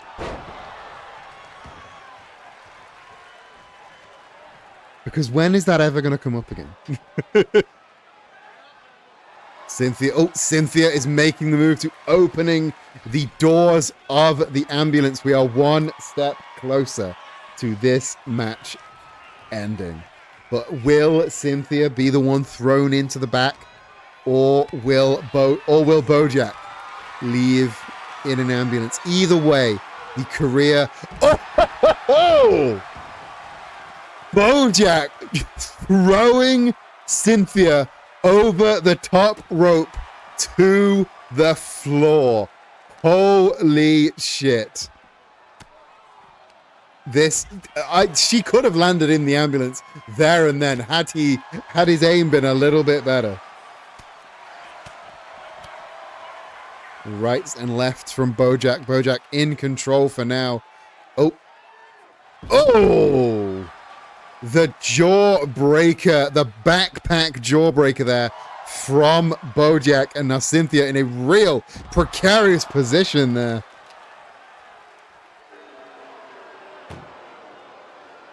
Bojack shutting the doors. Nobody's going in this ambulance just about yet. Bojack's got to get revenge on Cynthia for throwing him off the ambulance. So he is shutting those doors to make sure he doesn't get in there. Huge King Kong lariat from Bojack. And now again, rights and lefts. We've got the audience cam right now. Oh, Cynthia though, sliding out the back door, managing to get free, throwing Bojack away from that corner. Cynthia returning to the ring. This is, I think, the least in-ring action we've had in a sanctioned match. Oh, over the top rope for that rolling senton. Incredible athleticism and in-air prowess to manage to turn like that. And Cynthia lifts Bojack up. Oh! The end of Heartache, the Cynthia Z move, as it were, because she doesn't have Mega Evolution, I don't think. Does she have it? Does she have? No, she doesn't have a Mega. There are no Megas in Gen 4. Gen 4 doesn't have Mega. I need to shut up. Has Cynthia ever had a Mega? I don't know. I stopped following Pokemon. Oh, Bojack rolling out of the way, getting a shot onto the thigh, but Bojack not able to capitalize on that. Cynthia just going hell for leather with those right hands. And now, really, Cynthia has been dominating for the majority of this match. And I can't see that changing unless Bojack changes his tack. You know what would be cool if you're able to change the stock WWE Twiggy Room for a customer during the custom show? See, like some of them you can. Sometimes I get a nice little space thing with the Wrestling is Silly logo in the middle. Other times I get fucking Roman Reigns and his dumbass, stupid ass, busted ass face. Hate that guy. I would love custom loading screens. And again, sometimes I get them. Some of the loading screens are custom. Some of them aren't. Bojack waiting for Cynthia. Is Bojack asking Cynthia to return to the top Emirates? Good Lord, Bojack, please. You know how this went last time. And you know she will jump off.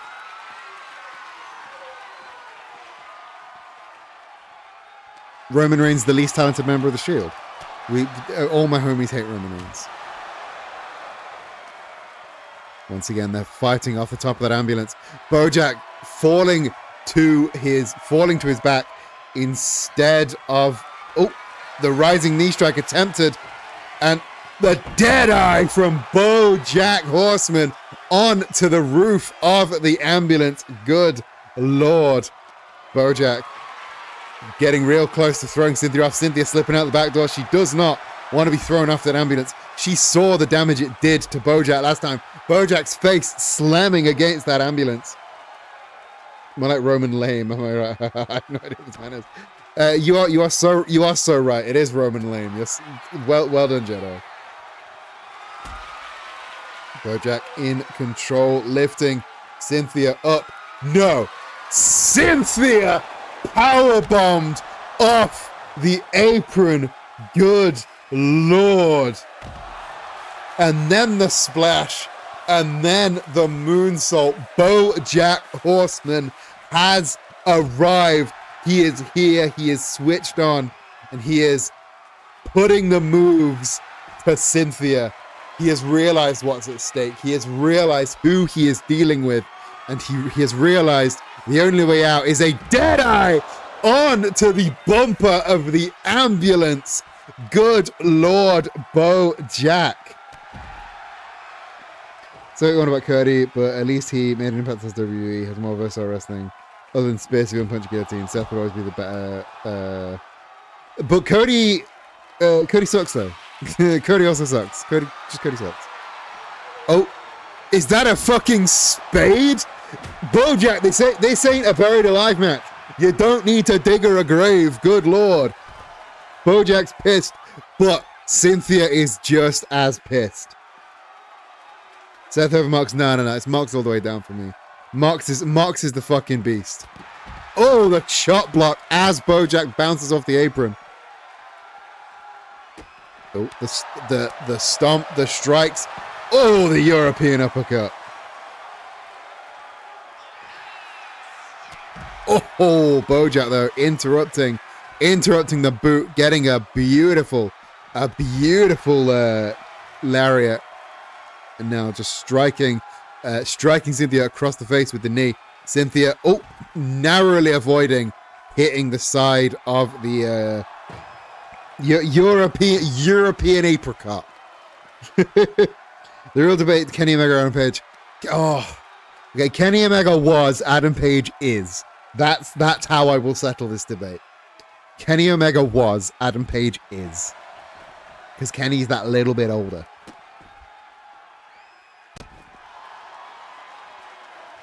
Adam Page, best to ever do it. Sorry, no. Adam Page not the best to ever do it.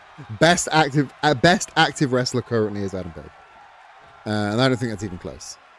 Oh, the moonsault off the apron from Bojack. Bojack really, like some would say, unnecessary amounts of athleticism in these later stages of the match, but now he's returning to what this match is known for.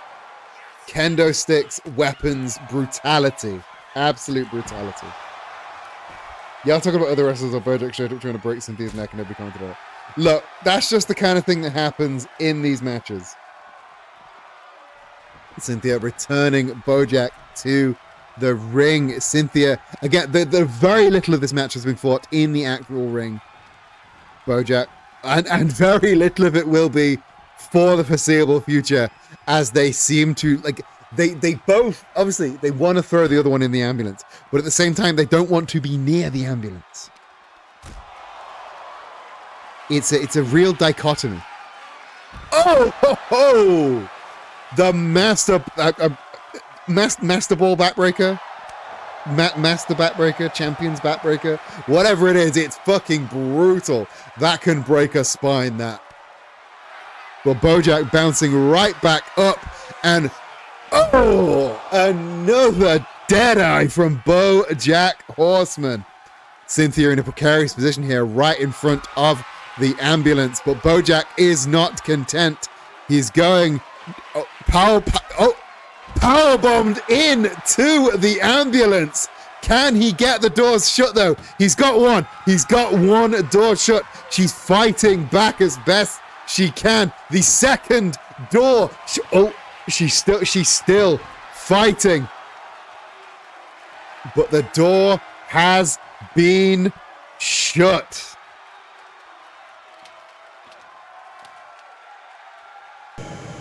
Here is your winner, Bojack Horseman. Somebody asked who was driving the ambulance. One Todd Chavez was driving the ambulance. What a hell of a match that was. Boo. Nah, that ain't a boo. A terrible day for women, but a great day for horses everywhere. And we here at Wrestling is Silly love horses. They're best of all the animals. So that, on a normal show, that would be the last Wrestling is Silly match of the evening. However, this is not a regular Wrestling is Silly, as you can see. It's not a. Okay. I referenced I Love Horses, the magazine, and I don't think I've explained that. Okay. So does anybody remember? This is a really obscure, like 2004 advert for a fucking magazine that has a theme tune that has stuck in my head since I heard it fucking 20 years ago.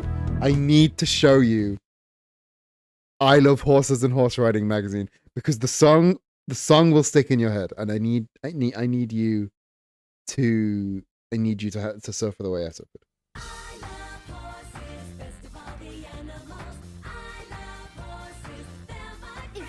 Horses, you'll love this brand new magazine series.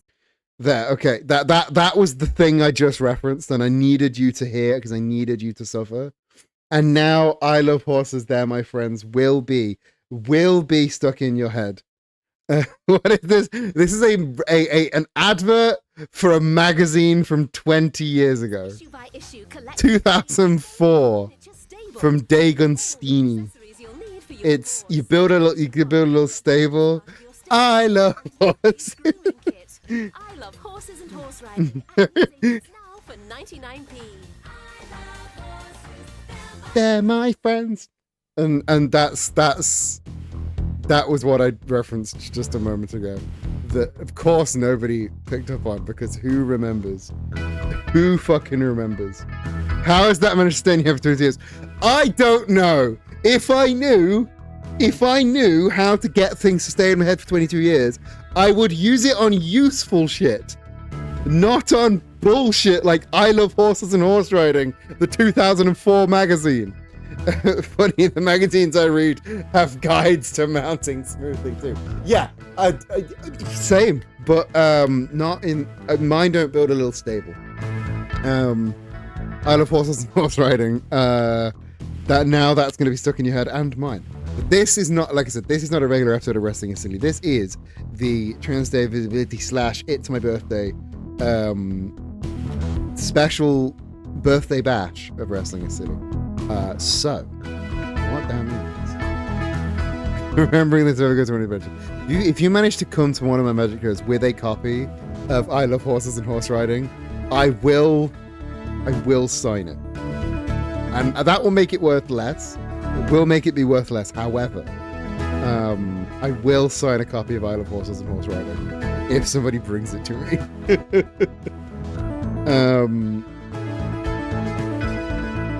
So, our final match, worth less, but not worthless. Exactly, you understand. Our final match of this evening is a 30 wrestler battle royale, the winner of which will receive the briefcase of fuckery.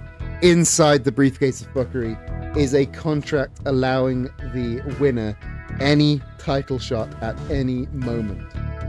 It is a legally distinct battle royal with delayed entrances. Do not call it anything other than a legally distinct royal battle royal. Because we don't own the license to the other thing. So, without further ado, let's start the party.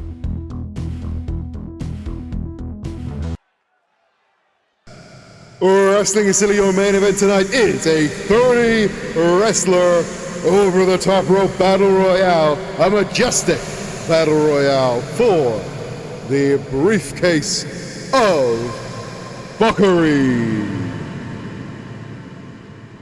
Inside the briefcase is a contract that can be redeemed for any title shot at any time.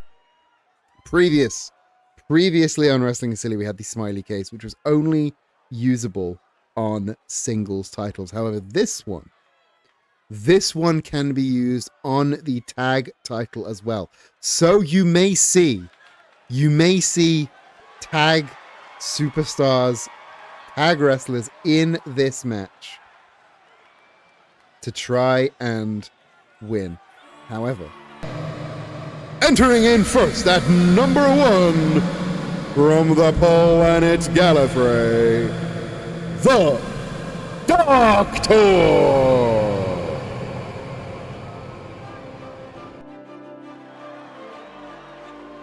Cunty David Tennant. There doesn't need to be a prediction for this one. Side note, can we have Bojack won the prediction for the last one? There doesn't need to be a prediction for this one because I don't think you can have a 30 wrestler prediction. That would be insane.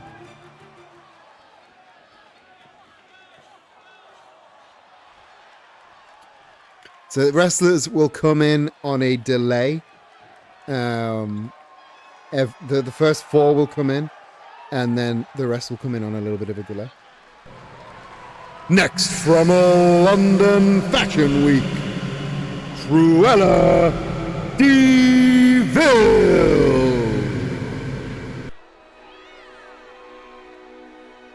Cruella, former Wrestling is Silly Women's World Champion, first ever Wrestling is Silly Unified World Champion, looking to bring her spark back to the title picture in this Battle Royal.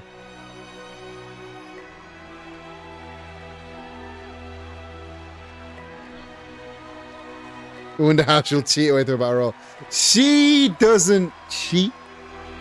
She just managed to win a match against the Eternal Bag Fumbler, Mackie Chase. There's nothing cheating about that.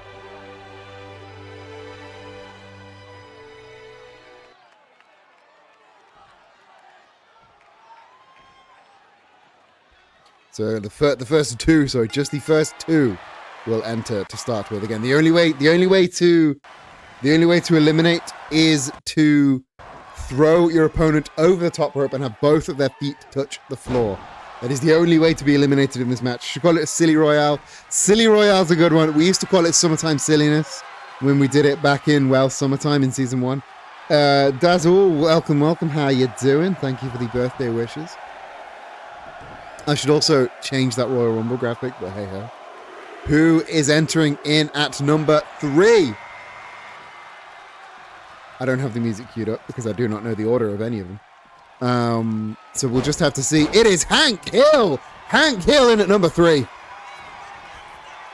Sling blade from the Doctor. And now Hank Hill throwing. Oh, Hank Hill ready to eliminate the Doctor. The Doctor got the leg up at the last moment. Hank Hill was not expecting that. But Hank the Tank Hill ready to make his name. Oh, Superman punch off the top rope. Couldn't quite hit its target. Who do we have in at number 4? Let's find out as they make their way down the ramp. It's Captain Stargazer. Can I get let me just do a little a cheeky shout out for Stargazer KG. Stargazer KG now entering in at number 4. Go on and give him a follow if you are not already one of the supporters of Wrestling is Silly Season 2 from the first episode. Hank the Propane Tank, exactly.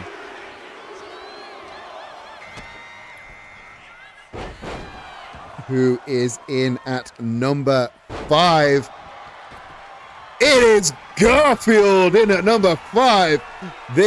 I was not expecting Garfield to make his way into this match. I thought this kind of thing would be below Garfield. However, he is here and he is ready.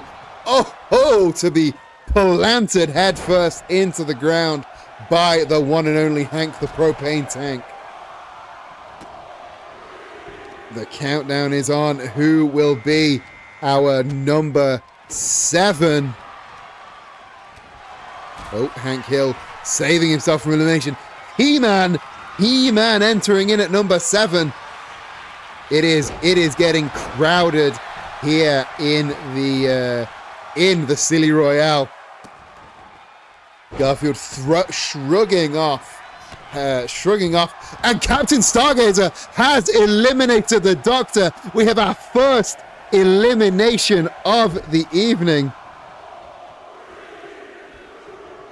Who will be number 8 as Garfield attempts to throw. And Garfield has thrown Hank Hill asunder as 2B, who already has a tag title shot in the bank, vies perhaps to get a second one just in case. Stargazer trying to go for the splash on 2B, but she couldn't. He overshoots it, sorry.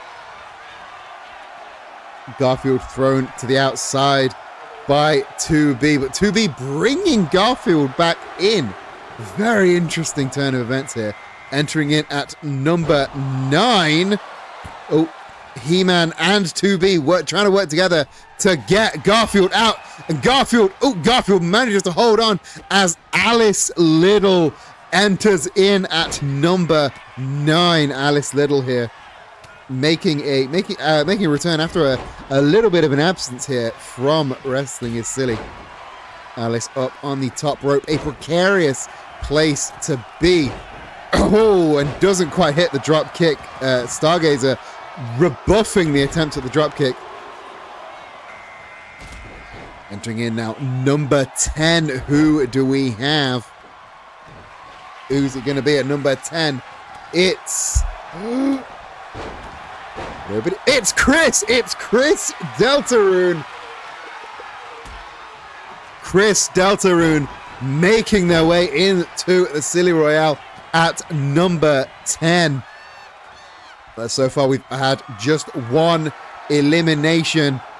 The elevated powerbomb from He-Man, but that ain't going to get her over the ropes, so that doesn't really help you right now. Number 11 about to make their way down to the ring. Number 11 on their way. Who is number 11? It's Kiryu. Kiryu has come back for more. Kiryu going straight in with the GTH on to Alice. The rolling elbow.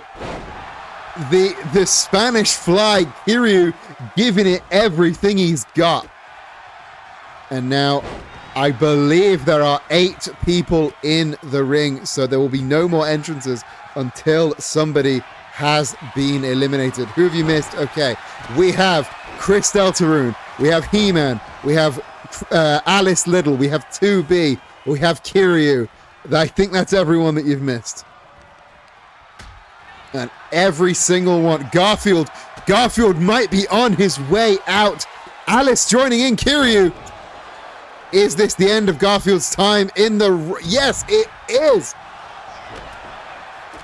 Garfield, our second elimination from the Silly Royale. But Kiryu and Alice working together to eliminate Garfield. 2B almost saw the end of her run here. The Stun Dog Millionaire from Chris. But right in to the package pile driver from who was first? The Doctor was the first elimination, Hank was the second, and Garfield the third. Oh, the sheer drop brainbuster attempted by He-Man, but instead going for the half and half. Countdown starts once again. Chris in a precarious position with a much larger foe trying to eliminate them. Is this going to be the end of Chris, though? Oh! And Chris hits the floor. Eliminated by He-Man. It's Jill. Sorry, it's yeah, it is Jill Valentine.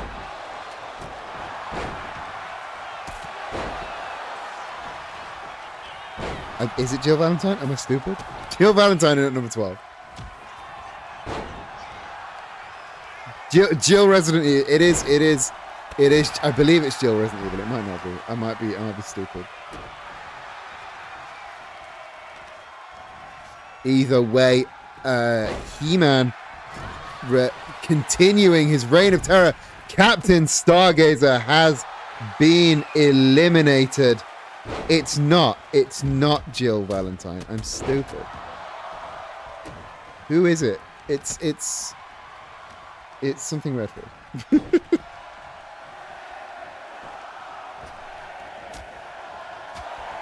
Who will be next? Jill Resident Evil / Biohazard. It does really roll off the tongue. Alice Little has been eliminated, and it's Ralsei. Ralsei making his in-ring debut here at the Silly Royale. This is one hell of a debut for Ralsei to make. Right into Claire Redfield. That's the name I'm looking for. Sorry. Forgetting the name of my own fucking wrestlers. Is Ralsei about to eliminate Kiryu? This would be one for the books. Cruella joining in, and Kiryu is out. Kiryu is out. Ralsei in their in-ring debut has eliminated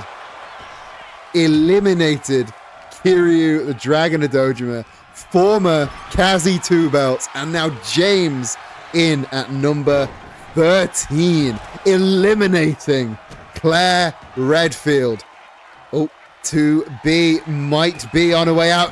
He-Man eliminating 2B right into the butterfly suplex from Ralsei. Oh, tilt-a-whirl neck breaker from James, though. How is Cruella? Cruella is being a real Iron Man right now.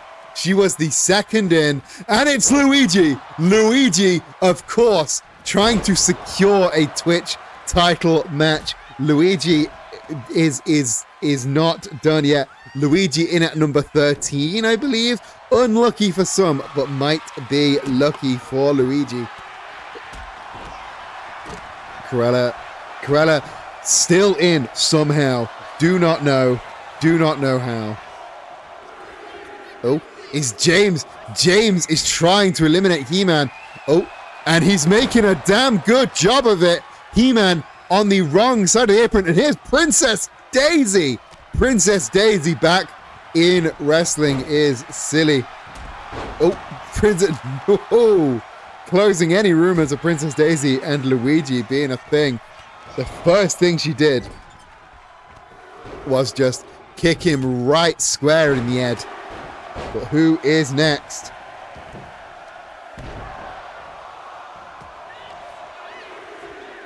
And we're back down to how many people in the ring? Is this 1, 2, 3, 4, 5, 6? There are 6 people in the ring. This will be our 7th. It's God, the almighty God, wanting to maybe add him and Doug into that tag title opportunity that 2B got earlier.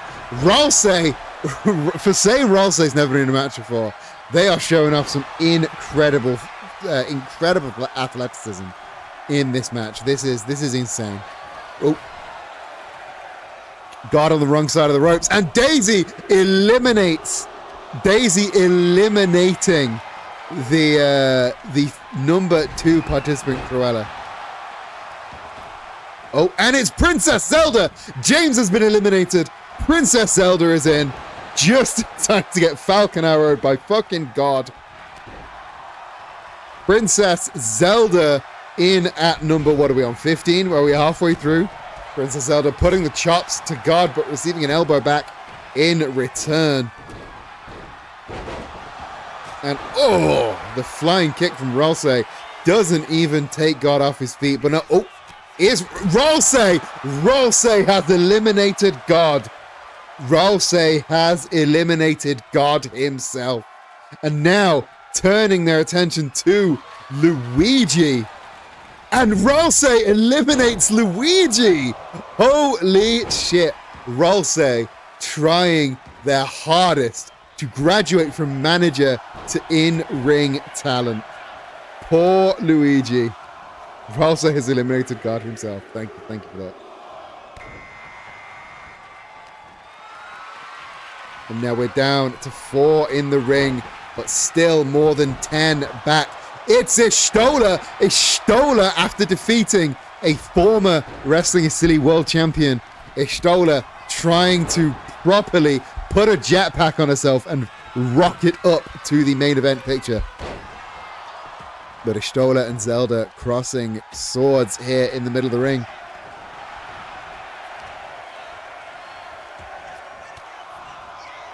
Istola and Zelda. He-Man getting in between them, and now Rousey looking to add Daisy to the list of eliminations. Oh, and it's Sparky Summers, everybody.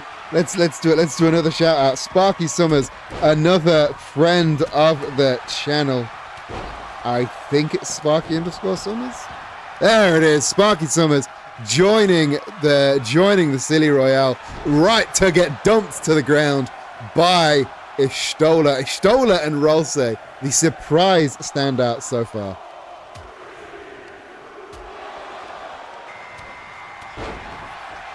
And our next entrant makes their way to the ring. Who's it going to be? It is Solid Snake. Solid Snake enters the Silly Royale at, I want to say, number 20, but that's just an estimate. I don't know. I'll know when we're down to our last 4. But you have a snake emote? Use them snakes. Use them snakes. Snake and Zelda going head to head. Snakes backflipping over the top of Zelda. Beautiful. Love them snakes. Snake looking to eliminate Zelda. Could this be the end of the princess? Zelda has been eliminated, and Spider-Man enters the Silly Royale. Current tag champion Spider-Man is now in the Silly Royale.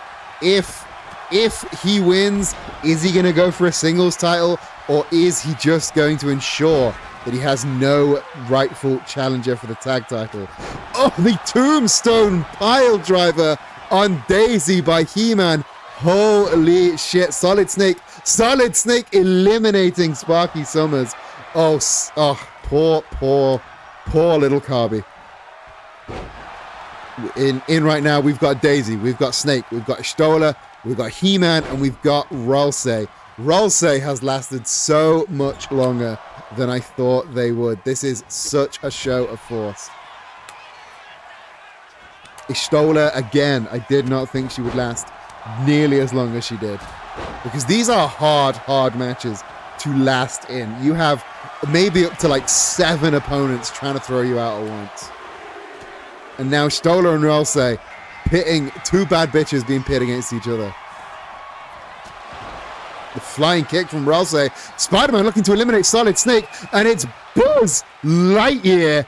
Solid Snake has been eliminated, and Buzz Lightyear is back for more after defeating Mario, but having his thunder stolen by Mario and Luigi's face-to-face. Could Buzz be looking to maybe change tack, maybe move into the world title picture? Either way, not the most auspicious start for the Space Cadet here, as he was immediately sent down. The discus lariat attempt. He-Man has been eliminated by Spider-Man, and here is Sonic the Hedgehog adding to the fray. A rolling neck breaker from Buzz Lightyear. Sonic looking to eliminate the tag champ Spidey. Ralsei dumping Buzz onto the ground. All 6 people in the ring. Still a handful left in the back. Who is going to be next? It's Bob Belcher. Bob Belcher, your next entrant into the Silly Royale.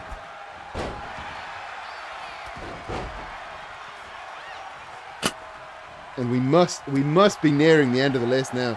But I'll be honest, it does not have a person counter. And I've not been keeping track either. Istola managing to lift Bob. That is incredible. An incredible show of strength from Istola. And next in is Karlach. Karlach making her way into the Silly Royale. She nearly had a Twitch title in her grasp. Ralsei has been eliminated by Buzz Lightyear. What a shame. Part of me really wanted Ralsei to go all the way. Poor Ralsei. But we're down to the last handful of folk. I don't know how many is in at the back. For saying that was Ralsei's in-ring debut, they did real good. Oh, beautiful moves by Stola there. Power bomb backbreaker by Bob Belcher. Holy fucking shit. And now Stola, looking to eliminate. Stola eliminating Daisy with that brutal spear through the ropes. We've got Sonic looking to throw Karlach out. We've got Buzz with the roll through driver on Bob Belcher. Oh! And Buzz off like a rocket into Stola there. I was about to say, is this our final lot? But no, there are more in the back waiting to come out. 2, 1. Who is next? Oh, Karlach looking to throw Bob out. It's Kyle Hyde. It's former Twitch champion Kyle Hyde. The world is in black and white for this detective, but the only color he needs to see is purple, because I know he wants his title back. Bob Belcher has been eliminated by Karlach and Spidey, and now Spidey has eliminated Karlach. What's he from again? He is from Hotel Dusk, Room 215. A really good game for the Nintendo DS. Istola eliminating the tag champion Spider-Man. And here is King. We have King entering the fray. We're down to 5 in the ring. We've got King, Istola, Sonic. We got Kyle Hyde and Buzz Lightyear. I don't think King is the final fella. I think there's a couple more in the back ready to make themselves known.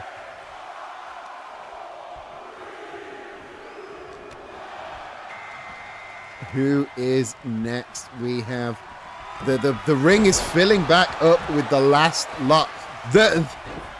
Back from the start of the match, I believe this is our last boy. We have entering in, I believe, at number 30, we have Frubin back to again try and cement. Oh no, it's not number 30. It's not number 30, so who is going to be number 30?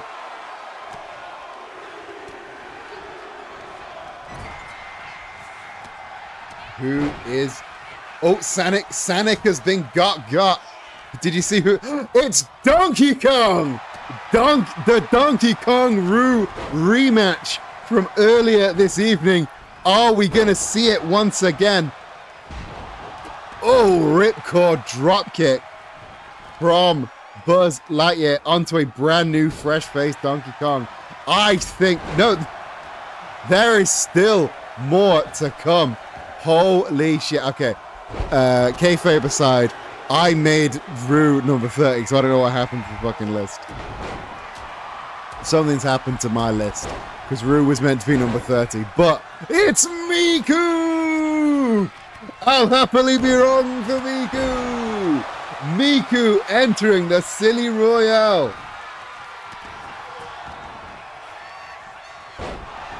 Oh. King has eliminated Roo. Roo is out of the Silly Royale. And oh, Miku with the Tombstone Pile Driver from Ishtola. And DK has eliminated Ishtola. What a tear Ishtola went on during this match.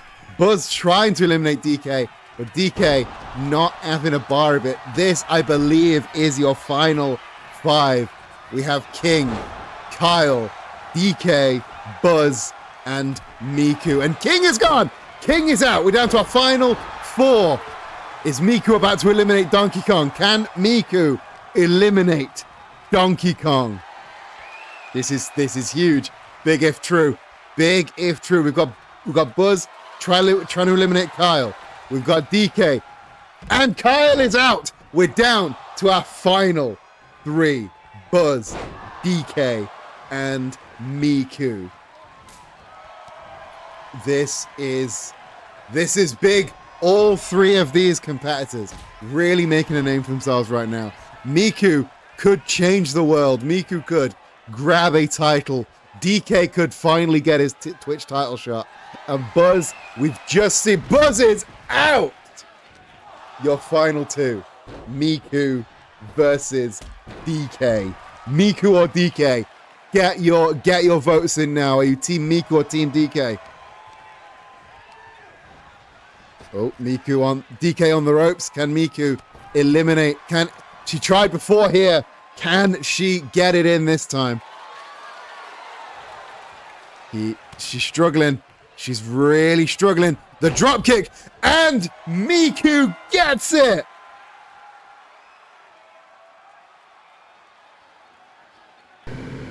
Here is your winner and recipient of the first briefcase of Buckery, Miku.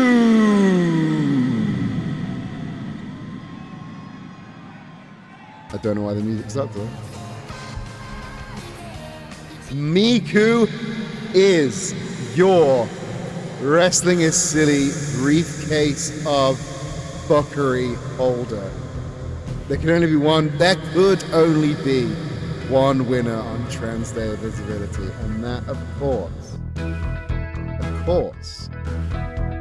is Miku. You are so correct. So correct, Zach. Whew. Righto. Right-o. Do it. Make that Miku. So that brings us to the end of Wrestling is Silly. But That doesn't necessarily bring us to the end of the stream. Because it's only 9:30. So I wouldn't mind if you on the itinerary I said maybe we could do a little bit of marbles on stream if you wanted to continue watching stuff while I yelled into a microphone. If that's something that you're into, we can definitely if that's something that you're into, then we can definitely what's the word agree to this. And don't forget, thank you Demo, that you can enter the giveaway in the channel point redeems. It's only 200 points per entry for a single entry. You can enter up to 3 times, and if you want more than 3 entries, then you can gift some bits, donate to Ko-fi, gift a sub, any of those things. The prize for the giveaway is the brand new Captain Eden Dark Rum shirt that you can find in the merch store.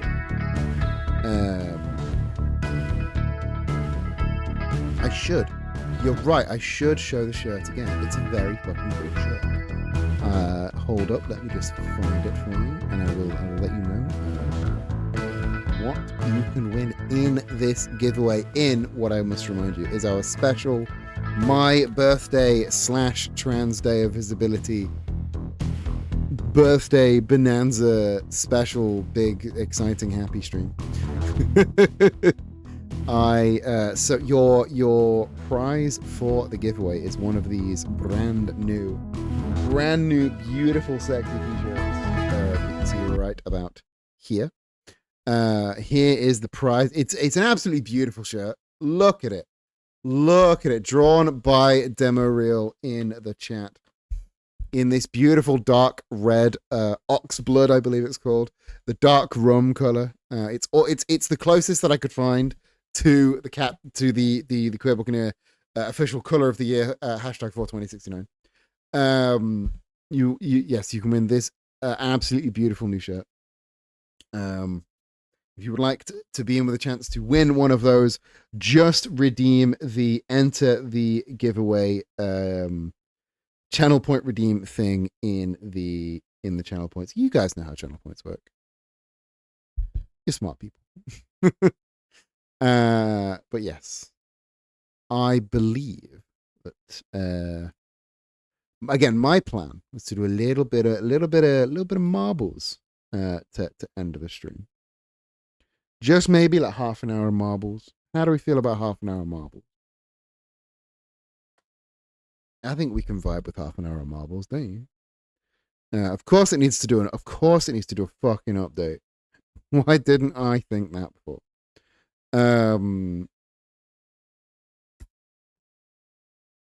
It sounds fun. Marbles does sound. Marble always sounds a bit fun. We love a little bit of marble. It's been a really nice. It was a really, really good episode of Wrestling is Silly. Thank you all for joining me for that. Wrestling is Silly is always my favorite thing to do on this stream. That's why I like. Oh, it's my birthday. What should I do? Wrestling is Silly. It's got to be a Wrestling is Silly stream. I love a little bit of Wrestling is Silly. So I don't know what I'm going to be doing Saturday now, because Saturday was my Wrestling is Silly day. Me knowing opening, I no longer has to put into people to generate the most pointless videos ever. love that. Oh, it did that I was about to say, did that happen on stream? But that didn't happen on. I was about to say, did that happen on my birthday? But no, that happened on stream, which was amazing.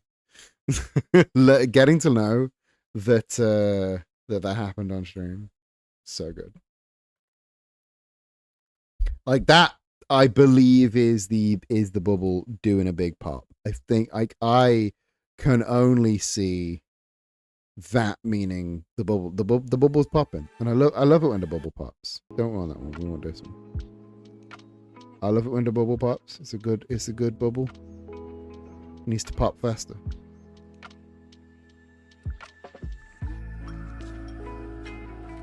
It's popping. I believe it is popping. I don't believe it is popped.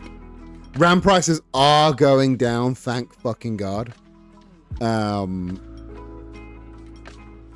They are going down, which is so good. I cannot fucking wait for RAM prices to get to a normal fucking price. Because what am I looking for? I'm looking for marbles on stream.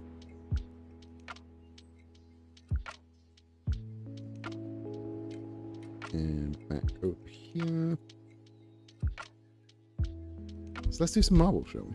A little bit of chill, hop, and marbles. A few months ago, everyone was trying to tell me this and that to watch it all crumble in more. Yeah, like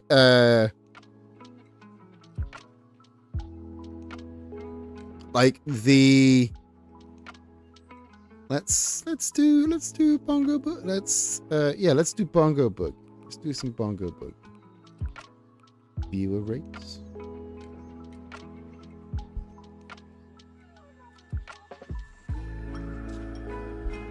Marbles. Love a bit of marbles. Exclamation mark play to join in the marbles on stream. Again, no prizes in stake. It's all just a bit of fun. Make sure you got your marble in on the track though.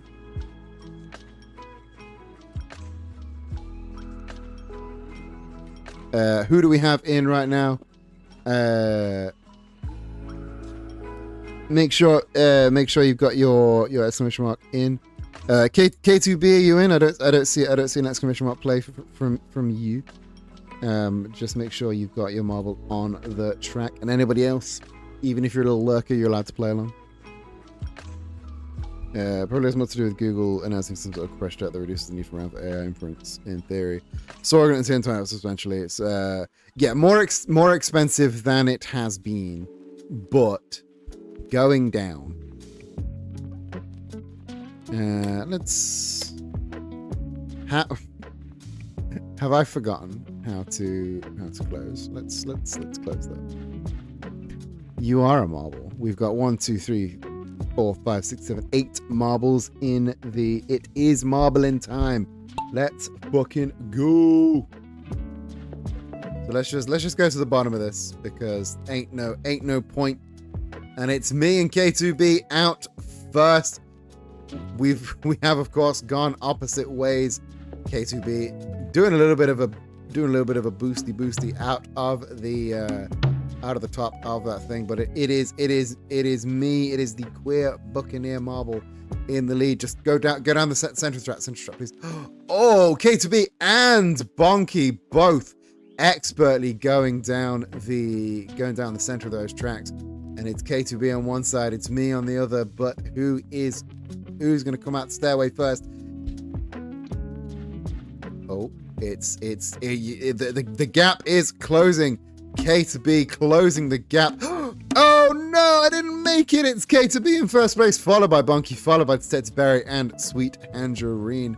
And K2B going over the boost pad. These are iffy places to have boost pads because this could happen. Oh no, and it's Hannah who gets in the first place, followed by Bonky and Demoreal in fourth place.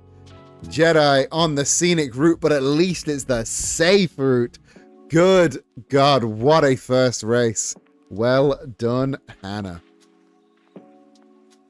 Let's go for another random track, shall we? Oh. A leap to this looks like a dangerous one. Love that for us. Love that for us. I just hope all the marbles have fun. Exactly. Me too. I'm gonna throw myself in. Do marbles know what fun is? Can marbles feel fun? Okay, let's get your exclamation mark plays in now. Make sure your marble is on that track. I have been marbleized. Kona, welcome to the marble fun. Anybody in chat want to play some marbles? Exclamation mark play. Just for fun. Oh, my body is marble. All I know is marble. Oh, Bonky getting in there just in the nick of time. Yeah, no, we don't need Tomodachi life. All we need is marble life. Living the dream, brackets, of being a marble. And let's just get to the bottom of this pachinko machine. Nice and quick. Ain't no need to... Oh, and once again, it's me and K2B. The first two out of the machine. But right into a maze where I'm struggling to get out. But Bonky knows how to navigate the maze. And oh no, couldn't quite make it. Jedi though. Jedi going straight through. Let's see how it's supposed to be done. That's how it's supposed to be done. That's how Jedi did it. That's how K2B did it. That's how Demo has done it. And all of a sudden, Jedi's a little bit stuck, and it's Demo coming out of the sort of washing machine thing. Demo out front, Detective Barry in second. And the conglomeration over there in third, fourth, and fifth place. Demo expertly dodging all of these pegs. Beautifully done, showing us how it's done. Detective Barry, K2B, and Kona, a new challenger, Kona coming in. Demo trying to get down into the second bowl, falling expertly down. Well done into the raising and lowering pegs. Demo managing to get out just in time for Kona and K2B. Oh, Demo makes the beautiful landing there, followed by Kona and K2B. Can Hannah and Zach, which one's going to make it first? Safe landing, Hannah first, then Zach, and I am absolutely bringing up the rear this time. Good Lord Almighty. First to last. Well done, me.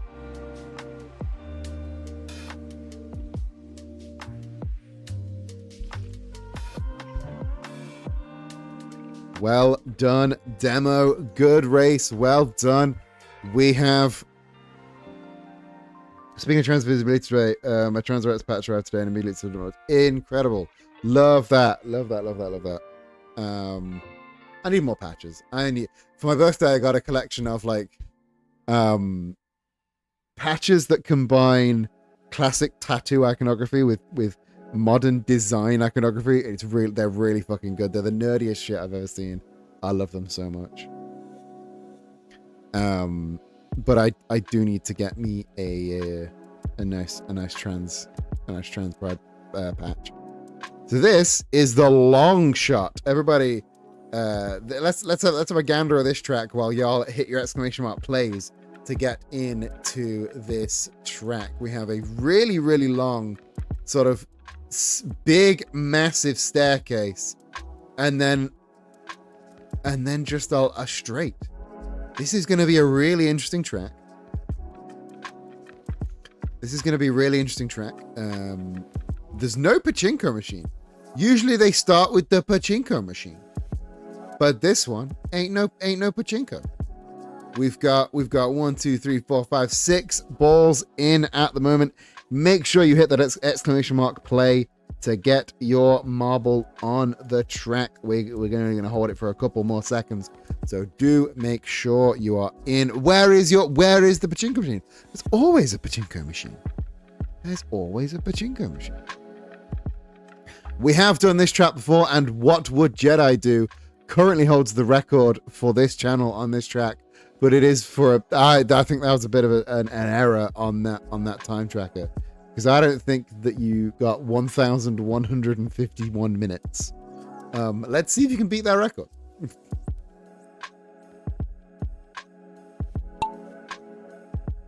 And Detective Barry, the first one out, but first one out, first one overtaken. This is a very interesting start to a track, because it's all very uniform. We're all sort of going at our own pace, except for Zach, who seems to be losing traction. But Zach's Twitch profile picture does make me laugh. I don't know why there's a cat smoking a cigarette. Yeah, yo, you noticed exactly the same time I noticed. Why? Stop making me win. I'm not supposed to win these tracks. I'm not supposed to win these tracks. One of y'all is supposed to win. Someone come and overtake me. Oh no, there's a giant red ball. There's a giant red ball over there. That looks to be a problem. And I seem to have lost all of my acceleration. Oh no, the ball. Okay. The ball doesn't do anything. Wonderful. We love the ball. We're big fans of balls here on the channel. This is kind of a nothing track. I don't understand why this track exists. Oh. Just as... Let's just monitor the action a little. Oh, the ball! We have defeated Big Red Ball! We have defeated Big Red Ball. K to B, just a Bonky in second and third place. We've got me in first, just squeaking out a bit of a lead there. But oh, K to B and Bonky closing that lead. Is this one someone got stuck on and started sliding backwards? I think so, yes. And I think it was you, judging by this time. But I don't know. Oh! Here we go. Finally, some action. No! Oh, no! There we go. Just a Bonky flying out. But K to B just squeaking ahead. So oh no, okay, so this is a distance thing. We want to get distance.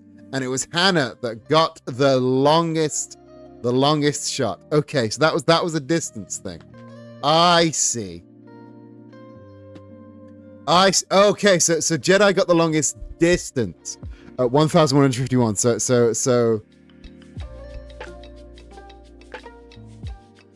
I'm so confused. I'm so very confused.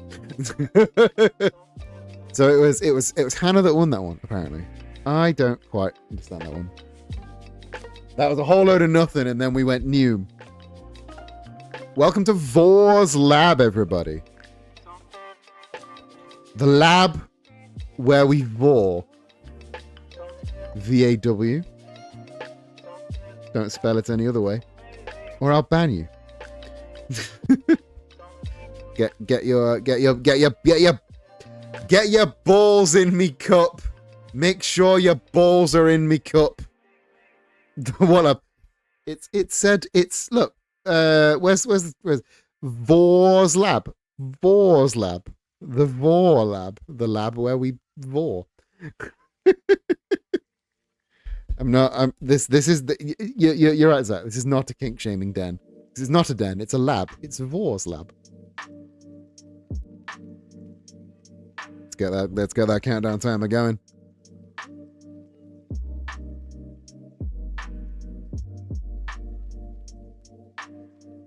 And we are all in the cup. The chemical reaction is going.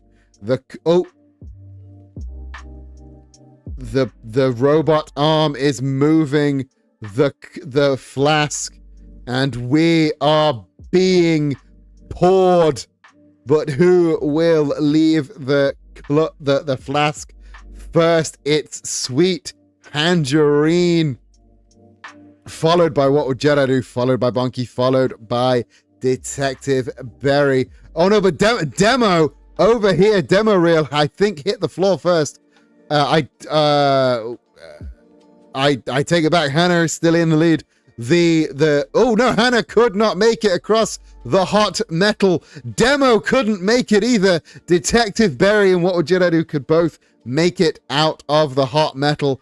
And now, oh no, you see me get destroyed, and it is Zach and Jedi, the last two balls standing. Jedi currently holds the record on this channel for this map with 2 minutes and 9. If Zach or Jedi could beat their record, that would be very, very impressive.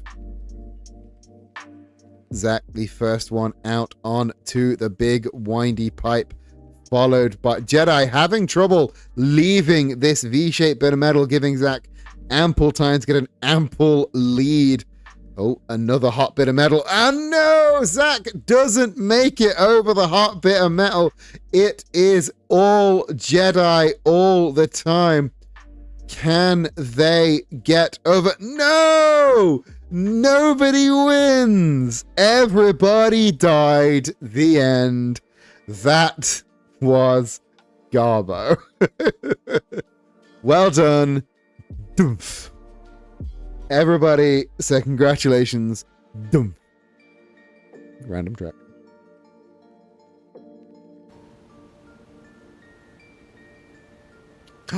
It's Gurg Splashtastic. We all got Vord. Everybody got Vord in Vor's lab.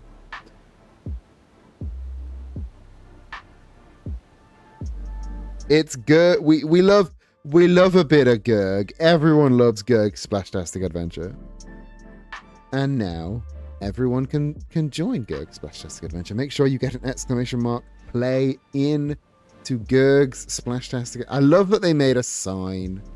I love that they made a rather a very high quality sign. They didn't have to go all out like that, but they even made like a queue. Like nobody ever goes. There's so much track that nobody sees. Like there's a pool here where there are just marbles chilling by the pool. And then there's like a queue. And the queue goes all the way up. And then you have people like walking up the queue. And people waiting in the queue to get on. This is such a well-made track. And like none of that is ever seen. None of that is ever used. But now we can hit go. Make sure you get your play on because we're ready to go. Want to get in? You want to get in on that Splashtastic Sea Venture. And who's the first out? It is Zach on the orange path, Jedi on pink, and everybody else on green. But who? Oh, orange goes up the octopus and back down to the side. Meanwhile, over on green, we've got Bonky going round and around and around. Over. Nobody took the blue path with the steep straight down. Oh, Bonky with the acceleration. Meanwhile, on the other side, we've got Zach going through the car wash. This is a close fought fight between basically everybody on this track and Zach on orange, and it is neck and neck right now between Zach and Hannah. But Jedi, meanwhile, on pink, Jedi on pink, having a little bit of a speed problem there at the end. But Hannah throwing herself down into the finish line. Hannah comes first. Followed by me, followed by Zach in third, Kate B in fourth, Jedi in fifth. Who's going to be next down? Jedi in fifth. And just a Bonky and Demaril bringing up the rear. Well done, Hannah, for the third win of tonight's proceedings. This is one hell of a race. We've done 5 races so far. Shall we do? Let's do a nice round 10 races. And once again, a reminder: you can enter the giveaway. It just costs 200 channel points to get yourself in the giveaway. Just make sure you've redeemed the enter the giveaway channel point redeem on Twitch. Get your plays on who will win this next one. Make sure you get your plays on here in Twisted Toothpick. We have Twisted Toothpick, the next track, and Twisted it does look. Holy shit, there's a lot cracking off there. I'll get myself in. I think I'm already in actually, which is very, very good.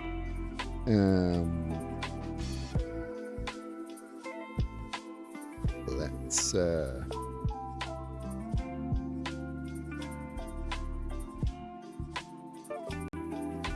we got this is one of the old classic ones with the big pachinko. We love a big pachinko. Gotta have a big pachinko.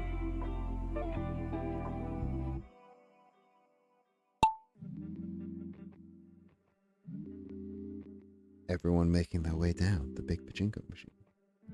Who will be the first to exit? It is Detective Berry, followed by What Would Jedi Do? Detective Berry making his way down, going down the right-hand side through the ram horns out the other side. Meanwhile, Bonky and Jedi going out the other side. Detective Berry already into the dangling Hershey's Kisses of Doom over here. Oh, did not take those very well. Bonky, however, Bonky not taking it very well either. Jedi making a better escape, but still not quite able to overtake Zach. Closing the lead a little bit. There's not much in it between first and second place. However, this one obstacle can change everything. If somebody has trouble getting through one of the holes, and there we go, just as predicted, Jedi managing to be the first one down. But can they make it out of this spinner, or will they be overtaken once again by K to B over here? Or the brand new, and Zach's back for more. It's Zach and Jedi once again, both in it to win it. Jedi making their way on to what I believe is the final board. Oh, all you gotta do is make it down that straightaway. And no! Zach expertly taking the center path. Expertly overtaken there. Could not have written it better. And there is way more of this track than I thought there was. It's Zach in first, it's Jedi in second, and it's me over here in third.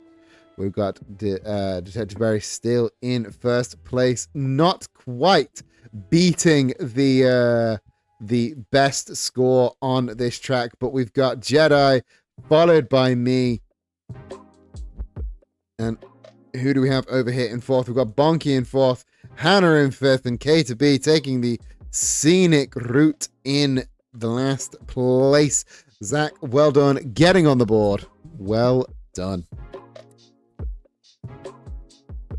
If we're looking strictly on wins, it is Hannah's match to win. But if we're looking at points, if we're looking at points, Detective Berry currently in first place with points.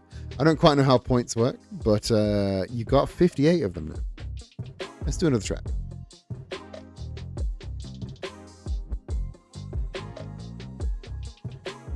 Frozen. An old classic, Frozen. This is what awaits you in Frozen. It's lots and lots of split paths. It's rings left and right, and then the Ice Queen's lair over here. My favorite movie about people trapped on a mountain. Stiff competition there between. Okay, there's definitely other movies about people being stuck on a mountain, but I cannot think of what any of them are. We'll give it a little bit of extra time. Anybody else wants to get there? Exclamation mark play. Do let me know now. Get your marble on the track, or forever hold your marble in your hand.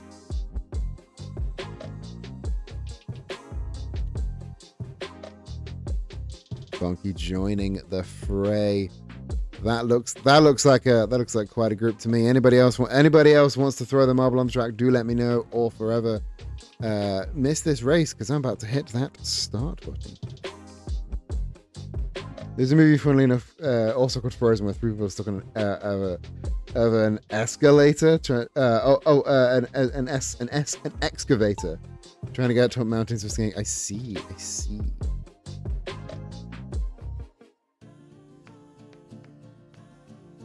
Who will be the first out? It's Zach and Bonky. First two out, but Zach able to exit quicker than everybody else. Zach in first place, looking to maintain that points lead and maybe get closer to the to Hannah's 3-win lead. Zach going down the stage left path. Will he stay on the stage left path? Every single ring is a chance to split. and you can't even fly off the top. This is a very forgiving track, but that Ice Queen's lair at the bottom there, I think, and sometimes the lead songs like, okay, the being in the lead thing, all being in the lead does, all this does to calculate who's in the lead is it draws a straight line between your marble and the exit, and whoever's line is shortest is in first place. It's not the best way to call a winner, because in tracks like this where you go back and forward, it's really hard to actually see. Like, this is just really inaccurate.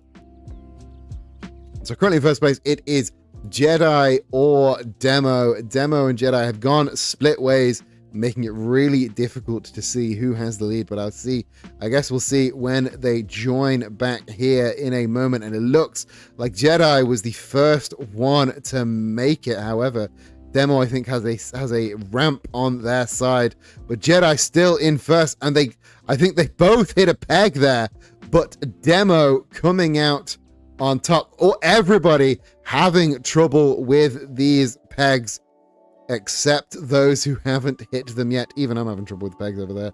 Meanwhile, it's Bonky and Demo fighting for first place and fighting against these pegs. These pegs go up and down with a surprising amount of force. Currently, Bonky in first place. And, oh, there we go. Bonky in first place. Oh, no! Bonky bounced off this stump here and did not actually enter the bucket.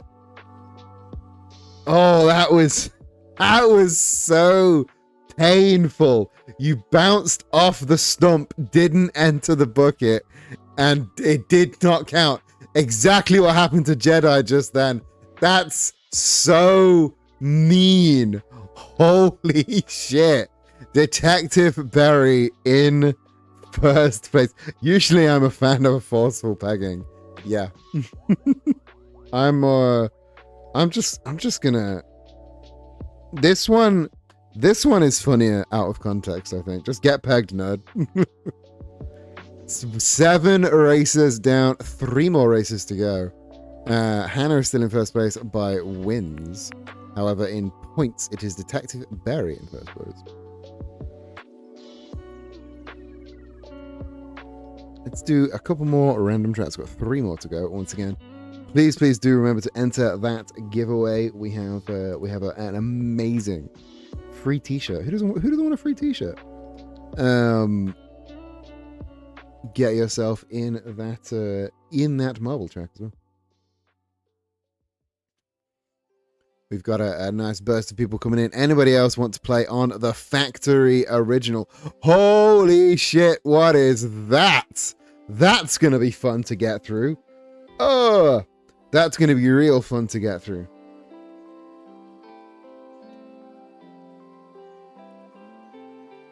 I don't know how anybody's going to get through that, but we've all got a chance to do it, and we've all got a pachinko machine to get through. I'm going to shut off in 5 seconds.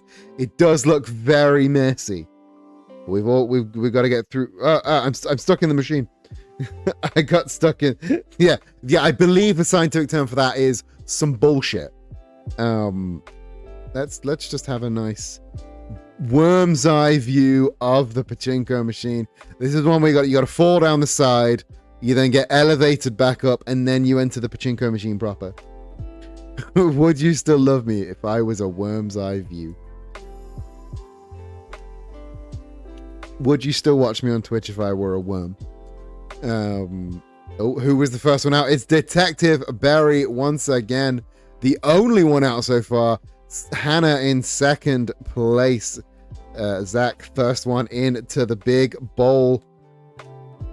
The first obstacle to pass is the Dyson Hoover over here. Hannah and Jedi in second and third. Up the lift. Kind of want to draw a worm on a string, me. I would love to be a worm on a string.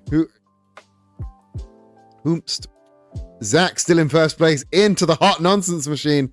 The hot nonsense machine, as predicted, throwing him hither and thither. Demo and Hannah could not defeat the hot nonsense machine, and nor could Jedi. Zach, it's all on you. Can you leave the machine? No, but I can. Slightly ahead of you. It's me, it's you, it's K to B, and it's Bonky. Let's see. Oh, beautifully done. If I do say so myself. I'm weak to hot nonsense. So you're an ice type. Are you strong against cold nonsense? I have trained. Yeah, you've yeah. You beat me to it. You've spent a lot of time with me. You've had exposure therapy to hot nonsense. I'm nothing if not nonsense.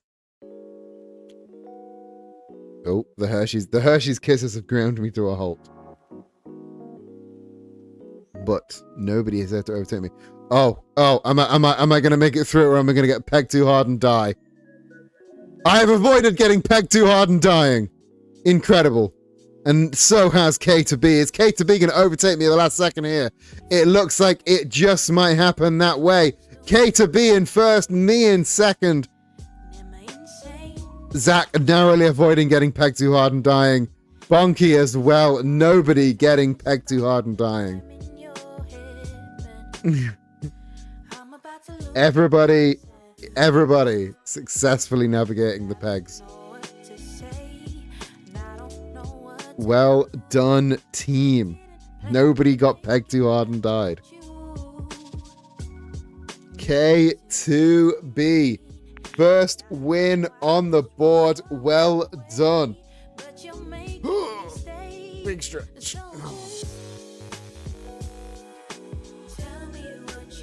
Some of us died in other ways, but nobody got pegged too hard and died, which is good. No, I don't want anybody to get pegged too hard and die, especially not people I like. Two more tracks.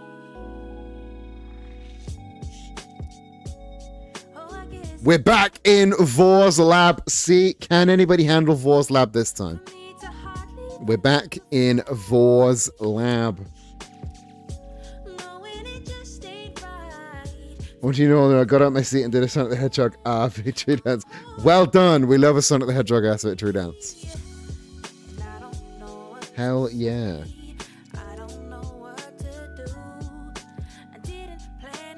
I have a horrible thing to report from the world of Costa Coffee. I have been informed that in a Costa Coffee, you can pick up a hot cross bun with bacon, cheese, and chili jam in it. Absolute animal behavior. Absolute animal behavior. What the fuck is that? I'm not talking like in the bun. I'm talking like a sandwich. Insane behavior. A hot cross bun, bacon, cheese, and chili jam. Like it's a fucking... But like it's a fucking sandwich or a croissant. Chili jam, yeah. Yeah, Costa gotta rethink this one. Costa maybe have another crack at that one. Just chili jam, yeah. Yeah, you know what chili jam is? It's like it's jam but made with chilies. That might just be... No. It's bacon and cheese and chili jam. Like, you don't put bacon in a hot cross bun. That's insane. Hot cross bun got raisins in it. Raisins and bacon? Insane behavior. Raisins and bacon. Horrible. Pervert behavior.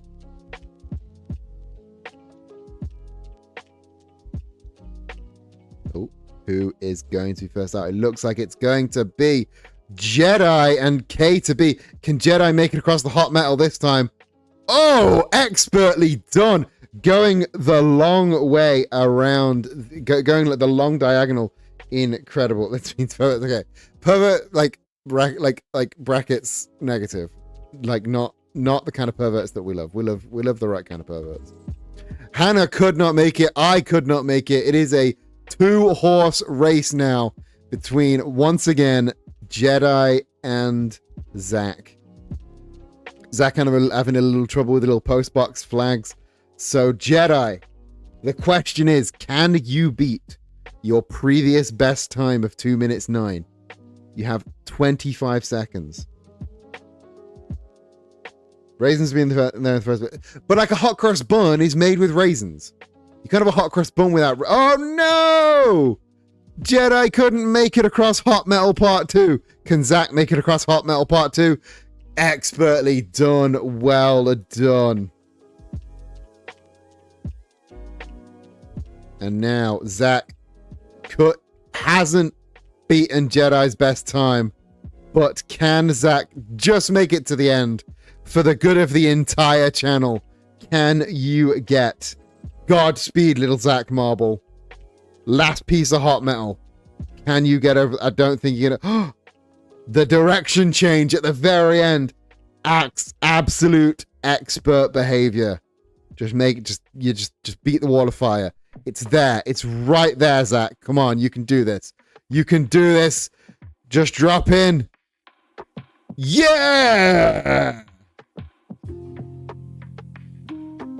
Sorry, but who Acosta looked at that and went, yeah, people like that. Like, so when Heinz did now, do they put ketchup on a croissant? Who else does that? Certain food conversions. Okay.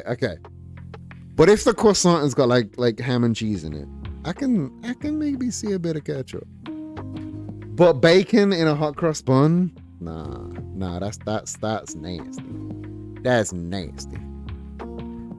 This is gonna be our last race of the night, and currently in joint first place is Zach and Hannah. I think by talking about it, we've been at Costa Rica. Nah. There's this. I mean, maybe it's rage bait marketing. Maybe we have been had, but that's like sicko brackets negative behavior. There are some really fucking good hot cross buns. Like the Tesco finest, like weird hot cross buns are really good. The apple and cinnamon ones, the chocolate ones, the strawberries and cream ones. They're fucking great. They're not quite hot cross buns. They're just sort of savory buns. They're just sort of sweet buns, but they're real fucking good. They're real sexy buns.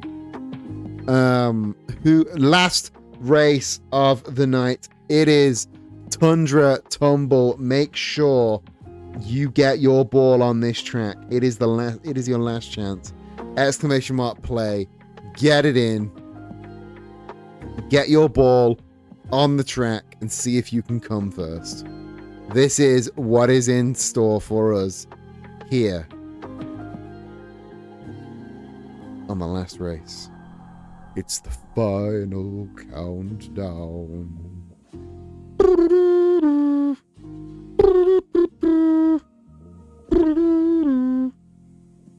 I read something about Justin Hawkins of The Darkness used to indulge in drugs and now he indulges in Tesco's finest.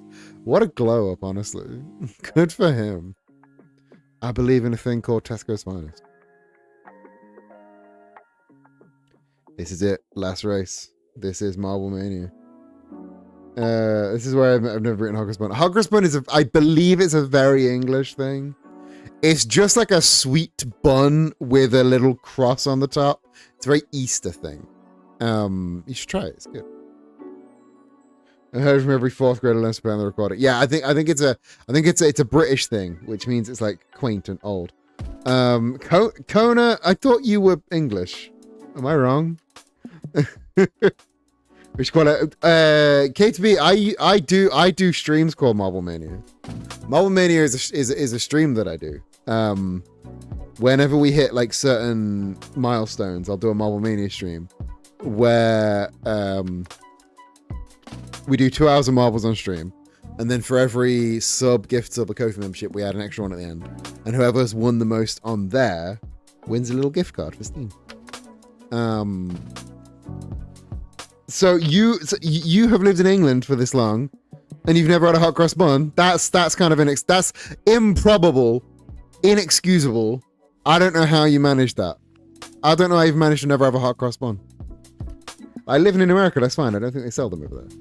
But how have you never had a hot cross bun in however long you've lived? Unless you're like secretly 3 years old, in which case that's allowed. But also, what are you doing on my channel? They are delicious and you should feel bad. Hannah is right.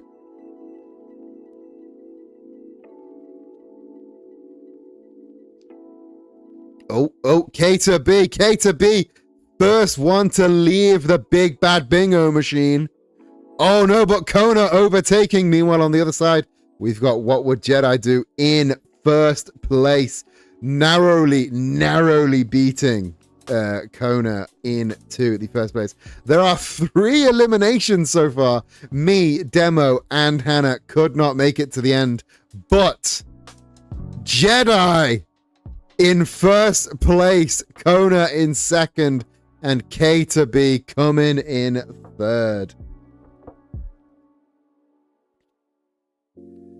Dan the man, especially ones that lace and chocolate. Yes, I mentioned that earlier. The fucking the Tesco finest hot cross buns, chocolate ones that are like chocolate with white chocolate chips.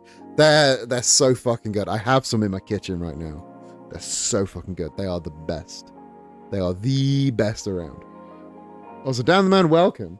You're here just in time for the end of stream, unfortunately. But thank you for coming in and checking out the special Trans Day Visibility / my birthday stream. I will give y'all one more chance if you would like. Also, the winners. The winners were Hannah and Zach, joint winners. Well done. Maybe in the end we're all just marbles. Thank you, Demo. I'll give y'all one more chance. If you'd like to enter a giveaway to win a free where's the tab? I need the tab. I'm not sharing with Zach. Are you mad? Okay. Would you like one more tiebreaker race? Yeah, let's do one more tiebreaker race. Do one more tiebreaker race, and anyone can race in this race. It's fine.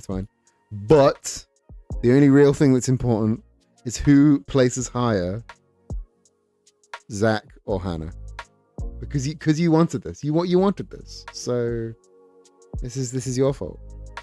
This is on the felt. Well done. I'll go buy some from Morrison sometime, but they do pack a lot of sugar. They do pack a lot of sugar. Right, get your marble on the track, just to try and get in the way of Zach and or Hannah winning. This is a very on-brand last track for me. It's playing card themed, very, very good. We love to see it.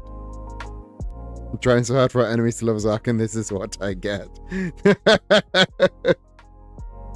RuneScapes, Hannah, I'm a RuneScape sicko now. What are you? I'm a RuneScape sicko. I was gonna start streaming RuneScape again. I'm gonna hit the countdown. Everybody! Exclamation mark! Play. Now's your last chance. We have to. You do have to do enemies to get to lovers. That is very true.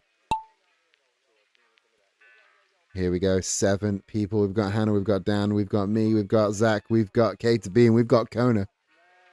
Who's the first one out of the big pachinko machine? It's What Would Jedi Do, followed by me, followed by Kona, Detective Barry, and Hannah, both in the back half of the pack. And it's me coming out first, followed by Jedi. But so far, Hannah, I believe, is in second place. The closest I'm going to get to watch WrestleMania in Vegas too. Nobody, like, you just don't have to watch Mania. It's fine. Nobody has to watch Mania. In fact, it would be cool if nobody watched Mania, because Mania is gonna suck. Oh, it's Hannah in second place, followed by Jedi in third. Zach bringing up the back half of the pack here in 5th place, Meanwhile, I'm in first, but my positioning, not important. It's Hannah and Zach are the ones we are paying attention to. I genuinely laugh half these. They're so, like, the seats are so fucking expensive. I don't know who's going to be able to afford them fucking seats. Like, that like, legit, did you guys see the fucking, the Cody Rhodes tour bus ticket? Insane behavior. Fucking 10 grand on top of the bringing up the pack off like the arse guy in a pantomime horse. So mean. So mean. Yeah, oh, of course, green shirt guy be there. Hannah in second place now. Like, as well as the price of the ticket, which is like legit, like the WrestleMania tickets like start at $1,000 for the worst seat. I win! But this was a tiebreaker, so that's important. You can pay £10,000. I shit you not, $10,000 to go on a tour bus with Cody Rhodes. He's not doing the tour, and it's Detective Barry in 4th place. Hannah bringing up the rear like the arse guy in a pantomime horse.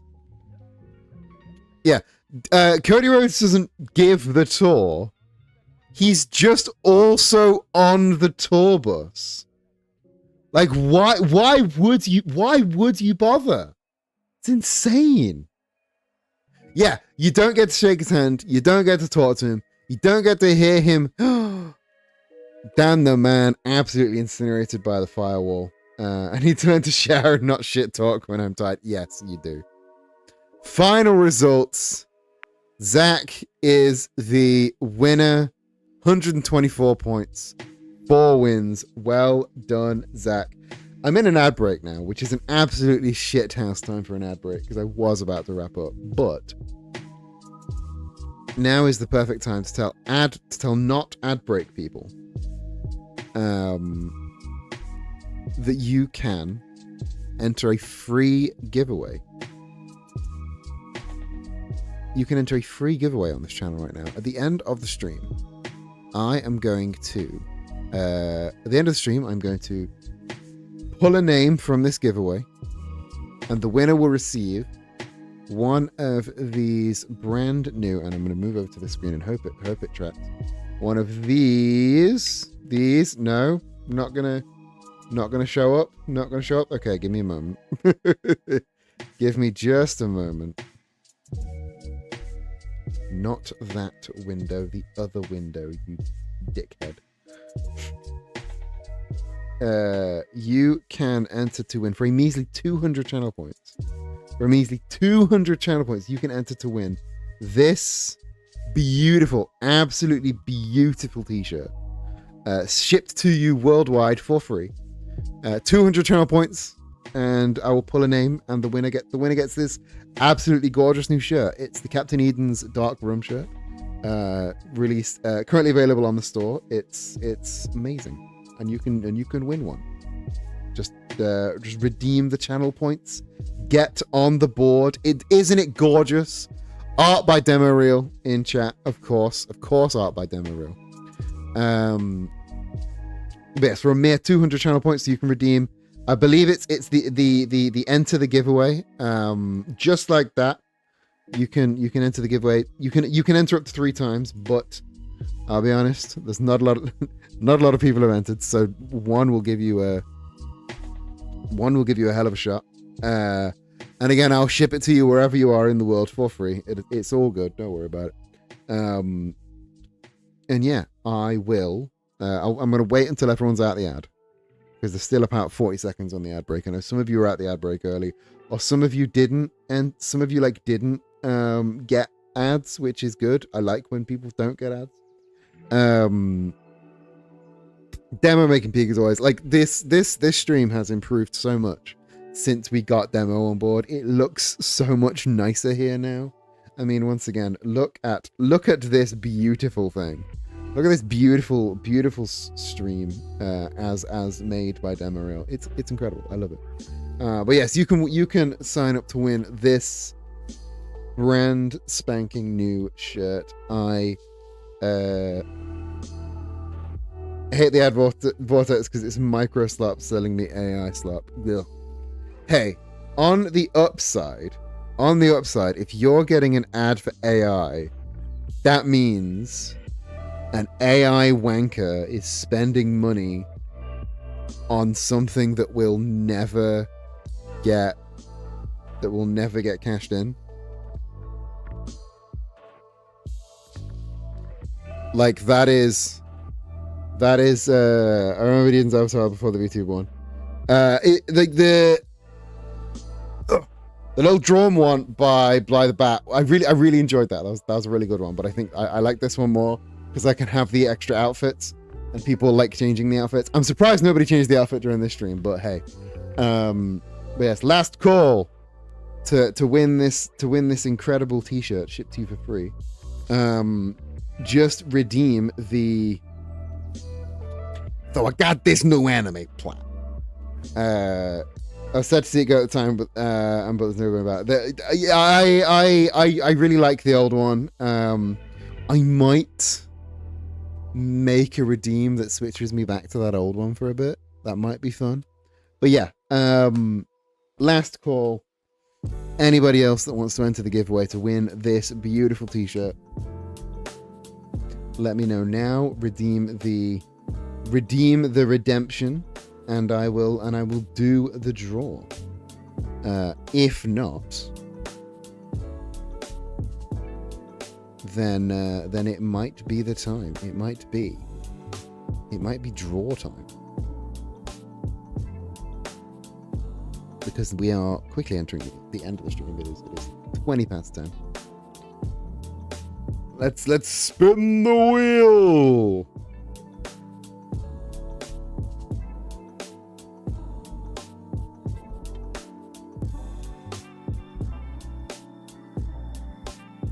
Conkles to the Max is the winner. Well done, Conkles. I'm not sure if Conkles is currently here, but I will send out a DM just at the end of stream and get some details to ship that out. This has been a really fun stream. I very much enjoy. I wake up every day happy knowing I haven't wasted 10k on a Cody Rhodes bus store. Me too, friend. And I never will spend 10k on a Cody Rhodes bus store. Holy shit. Let's find somebody to go and raid into, shall we? Let's go and say hello to somebody, because I'm about to wrap up.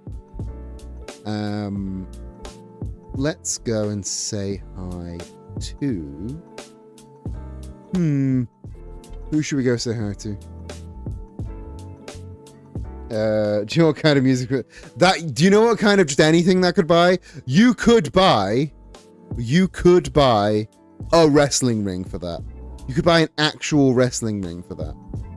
Like, it's insane that you just drop that on being on the same bus as Cody Rhodes. It's so stupid. Anyway, let's go say hi to...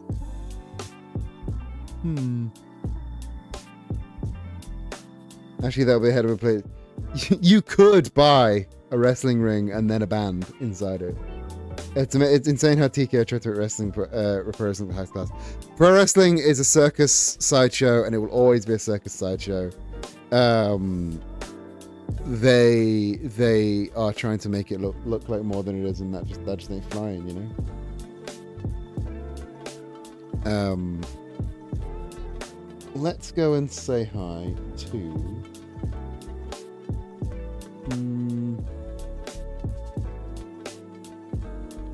What is this game? Stone Madness? The Stone of Madness? That sounds fun. Let's go say hi to Urita playing the Stone of Madness. So there's your raid. You know the drill by now. There's your raid message. If you are a sub, you can use those emotes. If not, you can use whatever emotes you want. Join us on Discord. Join us on Stoke, which is like Discord but cooler. And go to nerdyqueer.com to buy every gift you'll ever need to all of your gay nerd friends. Thank you so much for hanging out with me on my birthday and this Trans Day of Visibility. I have been Captain Eden Jackson, Buccaneer Buckafar, wherever the buck you are. I hope you have a fantastic rest of your day. I catch you in the next stream, but until then, mwah, love you, bye.